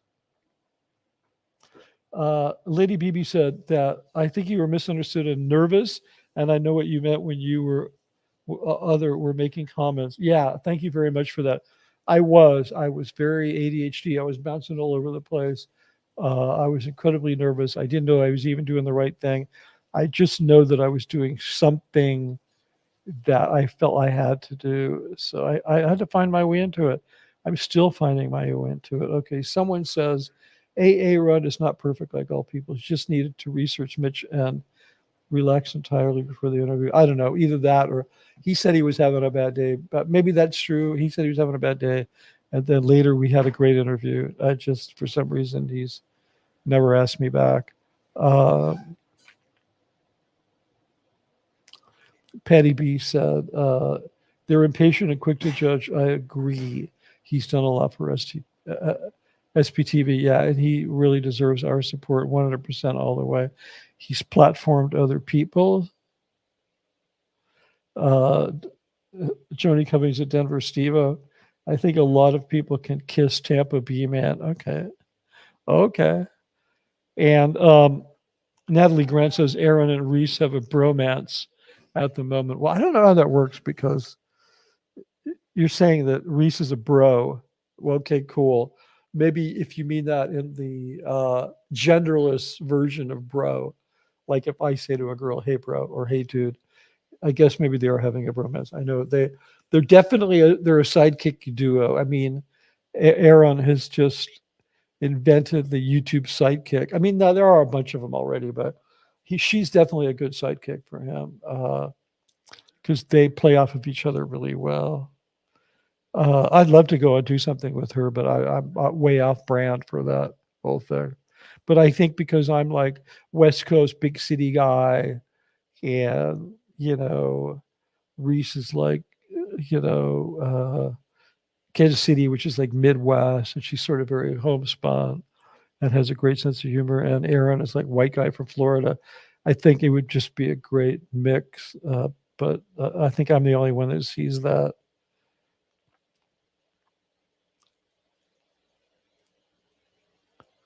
I think 8 points of R factor. Is this aimed at this? Just ain't. Oh no, he ate, and that's about Aaron having a bromance with Reese. Now, I don't want to be doing the like I'm gonna gossip about the other creators because that would be shitty. But it might be fun. But I don't know. Maybe I should just start the today in SB Nation and do like remember the it was called The Soup about the soap operas. Remember that show? It was where Joel Kinnear, right? Greg Kinnear got his start, and then there was a second guy whose name was Joel something or other, became a big star. It was on E Entertainment Television. It was called the Soup. It was called The Soup. Really fucking funny show. Maybe I should do that, focusing on the SB Nation. That would maybe it's the only way I'm ever going to get a following.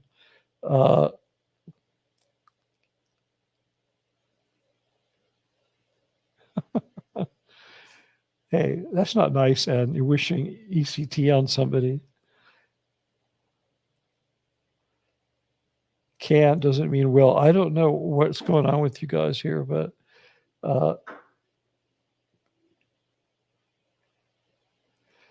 8 points of out R factor. Writing BTs is a course in making shit up. Yeah, absolutely. Totally. You are so right. It's you're basically auditing your own imagination. Tampa B man says, I love Aaron. I love Mitch. Yeah, I really love Aaron too. I just wish he'd invite me back on. But he's trying to make the rounds. He's just got so many people, and I'm sure he wants to help. Because I recently heard him do a whole spiel on how much the purpose of his channel is to platform other people, and there's a lot of people, so he's got to be spread himself out. Roxy says Aaron is quick-witted, funny, no BS, straight to the point, has good up-to-date content, and easy to listen to. That's why he's so popular. Also helps others. That's absolutely true. He is Mr. No. He has a single agenda, and that's to get rid of David Miscavige and Scientology. And other than that, he is just a pit bull running after a meat truck. He's all those things that you said. This says Vegan 3, the Leah and the cops meeting. Did you hear Leah give any details? I didn't, but I'm not on Twitter anymore. Aaron did 2 videos on that, 0 details. I don't know. I didn't actually check it out because I have no expectation that the police are ever going to be helpful regarding Leah. It's just, it doesn't matter whether they're in Scientology's pocket or not. The police never want to be seen like they're being made to do something. They really need to maintain their power and their autonomy, even if they hate David Miscavige Scientology and want to help the whole the Shelly thing. I still think they're going to play it the same way it's been being played because that's what cops do. Okay, 8 points of R Factor and Mitch Brisker. The odd thing I remember about you always had the nicest nails. What? And I don't know nothing to my nails. This is the natural, but that's thanks. No, I never did my nails. We had a makeup girl for a while, just a wonderful person who was Jackson's ex-wife, and she used to when we were on location, because we were further from the base, we could get away with more. If she was not busy on the set, she would often come over and just grab my hand and start doing my nails because they were so bad. She's like, "This is yuck. We gotta fix this." But thanks. But I'm not one of those got to get my nails done guys. Patty B says, "I quit cold turkey," and you're not kidding. Yeah, it's incredibly addictive, man. It's like insane. Quentin Hubbard says, Ozzy Osbourne said he got off every drug in the world and still couldn't quit smoking. Yep, there you go.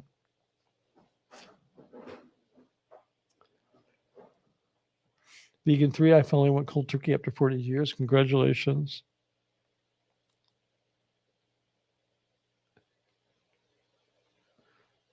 It's harder to stop smoking than quit heroin. I've heard that many times. Yeah, I'm sure I'm not the first one to say it.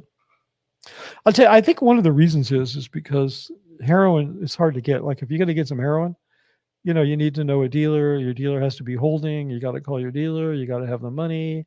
It's expensive. It's a big deal. Cigarettes, I mean, you can walk up to somebody and say, "Hey, can I bum a smoke?" You can't walk up to a junkie and say, "Hey, can I bum some heroin?"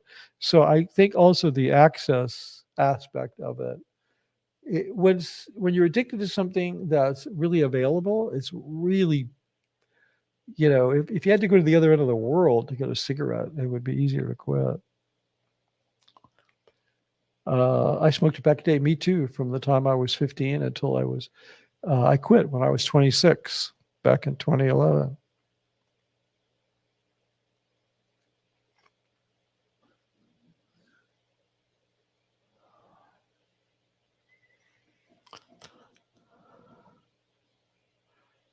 Patty B says, "Oh my God, too. I never wanted to be an ex-smoker. I remember that I hadn't been born a smoker, and I'd simply forgotten for a few years."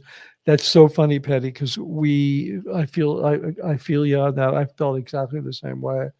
Like, yeah. The other thing is, maybe you can relate to this.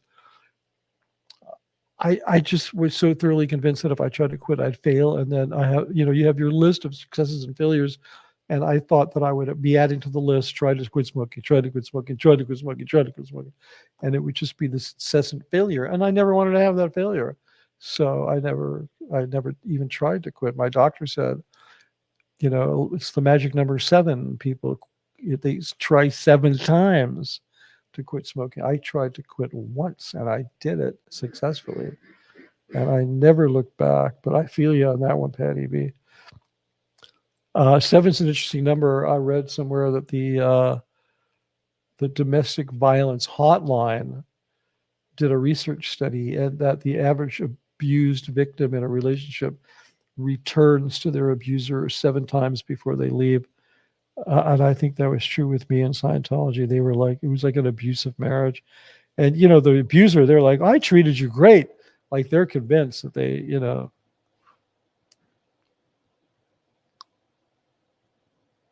Oh yeah, vegan 3. This is so true. I knew I had to quit before I came back to California. Smoking doesn't go well here. No. No, we're like, you can't, here, I mean, this is the land of avocado toast and protein shakes and green drinks, not tobacco.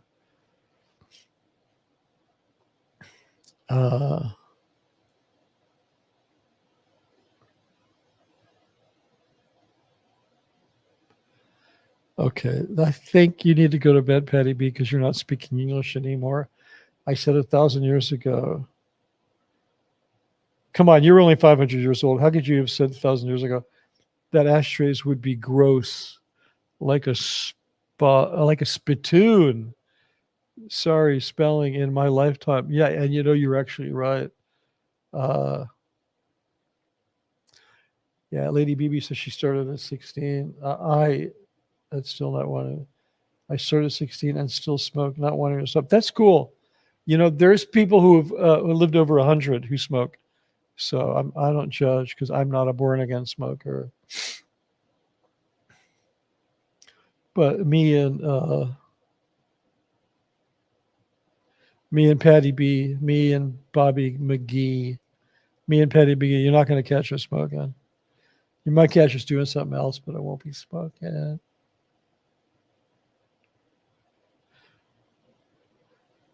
Yeah, you busted me. I was reading up the page.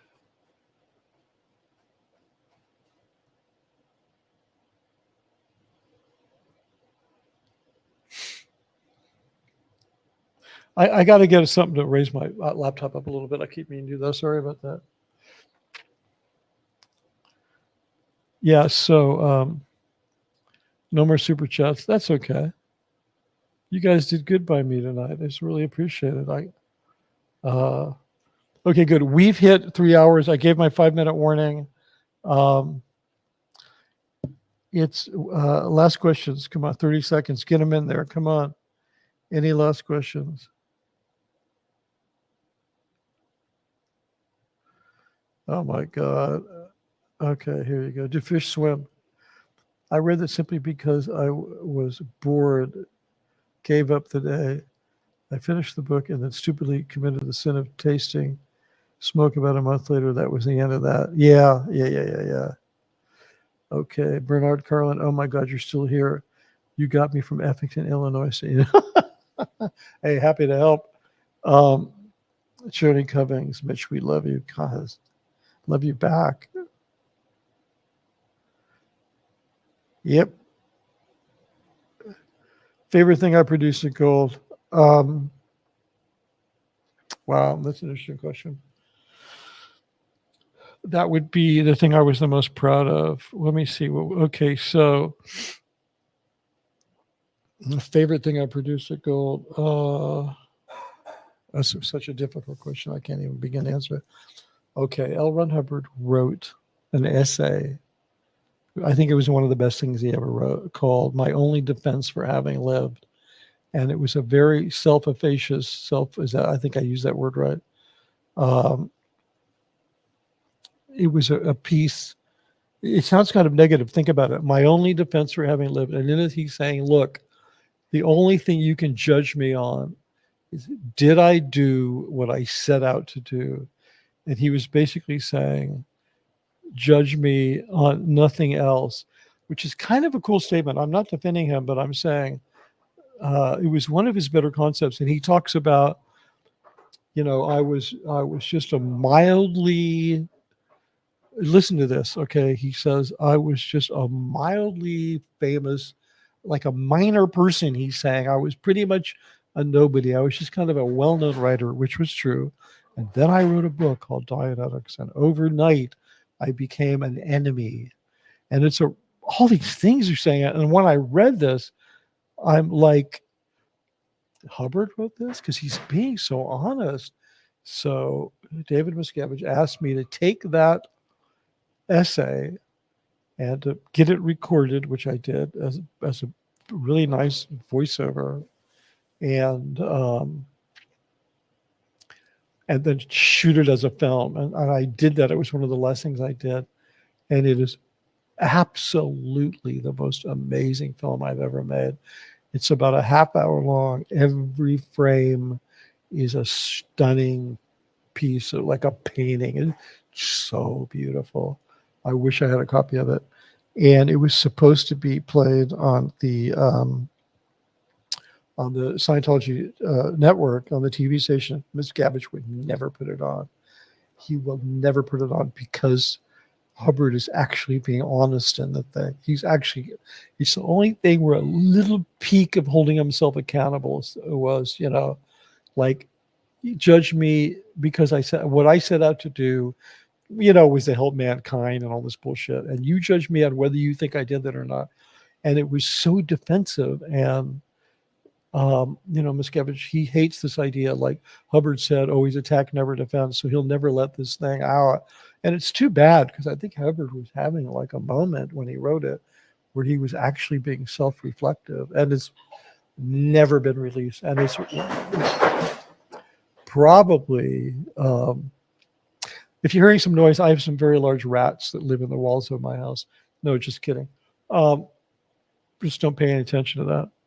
But he was actually being, I think, self-reflective.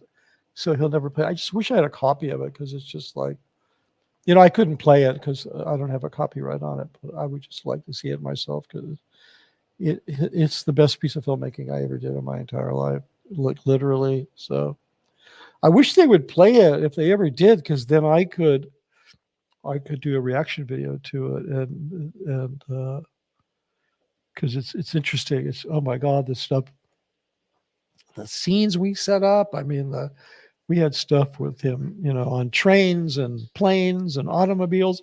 Literally, I mean, there was a scene where he drove from, I think, the South Coast, like Carolina, up to some northern state, a drive he took, which is documented, and there was a picture of the car.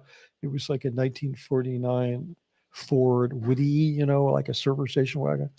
And I found a guy that had restored one, and it was perfect. And we hired it. And it was just like, it was just perfect. The whole film, it was beautifully shot.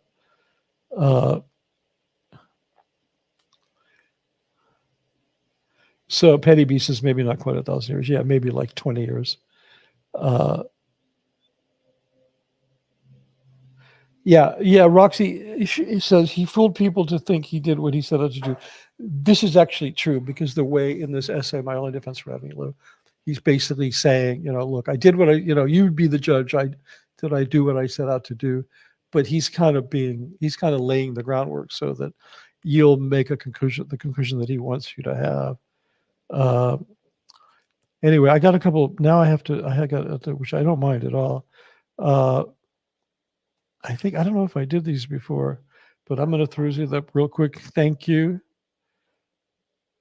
Yes, thank you. Let's build it. Let's see how many people we get.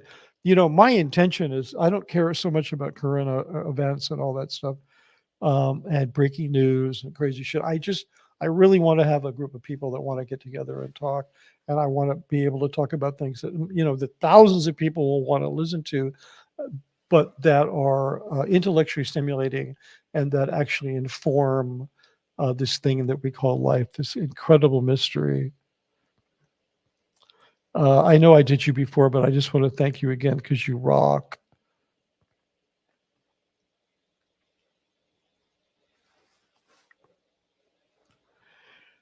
Yeah, Denver Steve, you're part of our community, so that means I love you as a bro. Yeah, me and Steve, that's a bromance, and not the other one you guys mentioned before.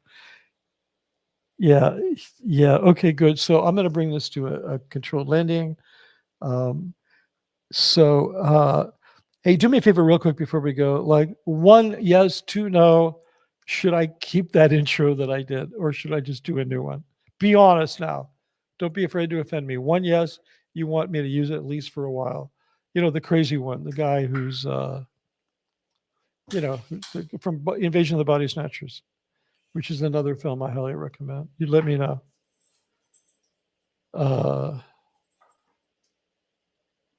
Oh man, you guys are, come on. You guys are gonna keep me here all night.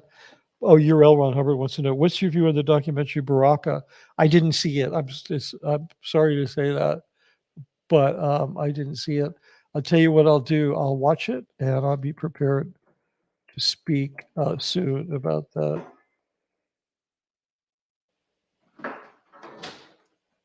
Yeah, I remember it from 1992. I'm reading this, directed by Ron Frick, a collection of expertly photographed scenes of human life and religion. Yeah, I'm going to look at that. Yeah, I'm going to watch that again.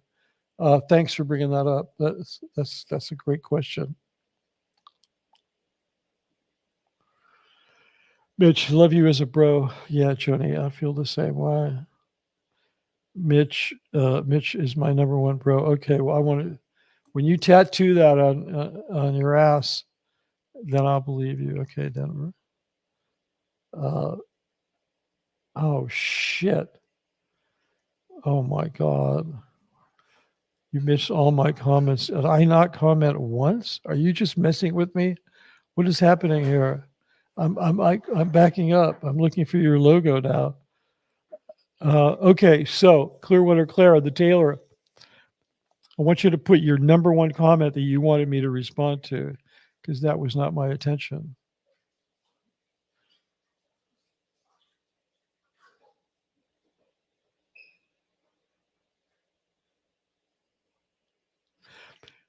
Yeah, I know. That's my phrase for ending it. I'm going to bring this to a controlled landing. I'm going to drop the flaps and the gear. I've always wanted to fly, but I never.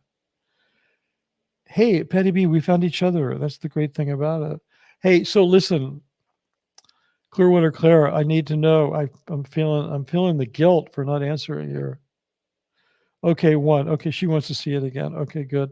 I'm just going to let her make the decision. If you guys ever get sick of it, let me know, because I've got other ideas for openings. I couldn't use that the countdown, the like noob countdown. I don't understand this. 8 points or 2 because you're a great creator. So I guess he's like, yeah, show us more good shit. Okay, cool. I can relate to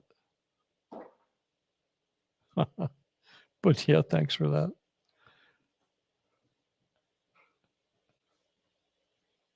So Claire the Tailor says, oh, it's okay, Mitch. I was just saying to not stress about Aaron and ask him to stream. He's just hyperfixated. Yeah. I don't actually stress about it.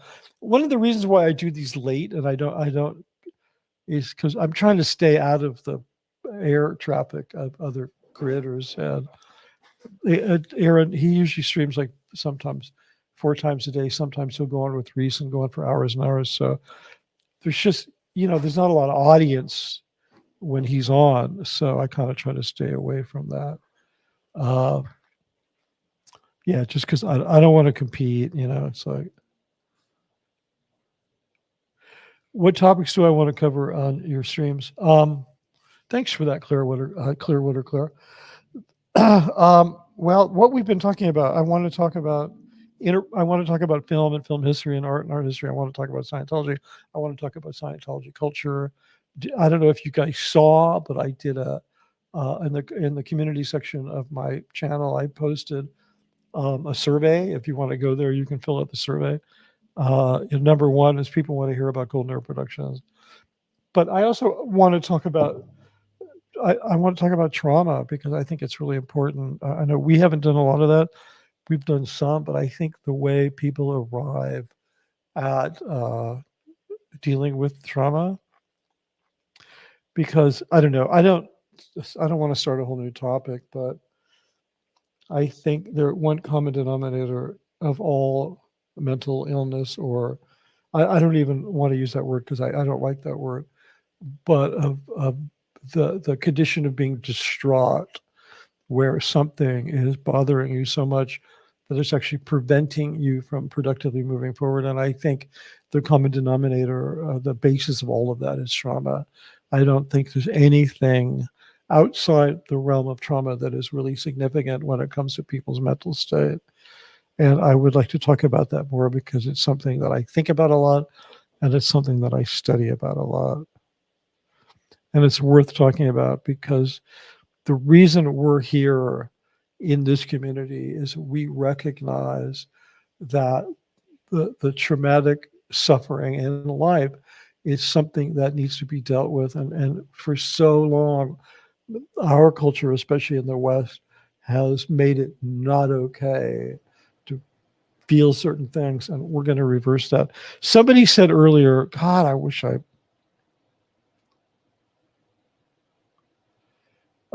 Clearwater Claire says, so check it out. If I ever want to chat costumes, I can add some of my thoughts. Oh my God, I have too much trauma. I would watch that to learn and heal. Exactly. Thank you. And we heal by helping others heal. It's nothing more healing than that. You're a costumer. That's awesome. Yeah, we're definitely going to talk costumes for sure. Somebody, I wish I had said it earlier. It just blew by and I didn't catch the name, but somebody said they're so happy that there's a boomer here. I don't know who you're talking about. You must be talking about Denver CEO because I'm only 26.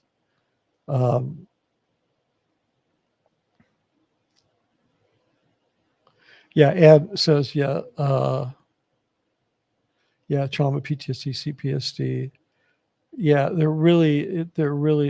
these things jump away from me. There it is. Yeah, trauma, PTSD, CPTSD are very interesting topics. Yeah, and I'll tell you one of the tragedies of Scientology. The Dianetics claims to actually be able to is the only thing that understands the source of trauma and how to handle it, and it's the exact opposite. Totally the exact opposite. Okay, guys, so we've now hit almost 3.5 hours, so I'm going to bring this to a controlled landing. I'm going to let the flaps down, and as an outro, I'm going to play that little clip from Invasion of the Body Snatchers. I love you very much. Please take care of yourselves, take care of one another, and enjoy the rest of your night. Get a good night's sleep or have a great day wherever you are. See you later. Listen to me. Please listen. If you don't, if you won't, if you fail to understand, then the same incredible terror that's menacing me will strike at you!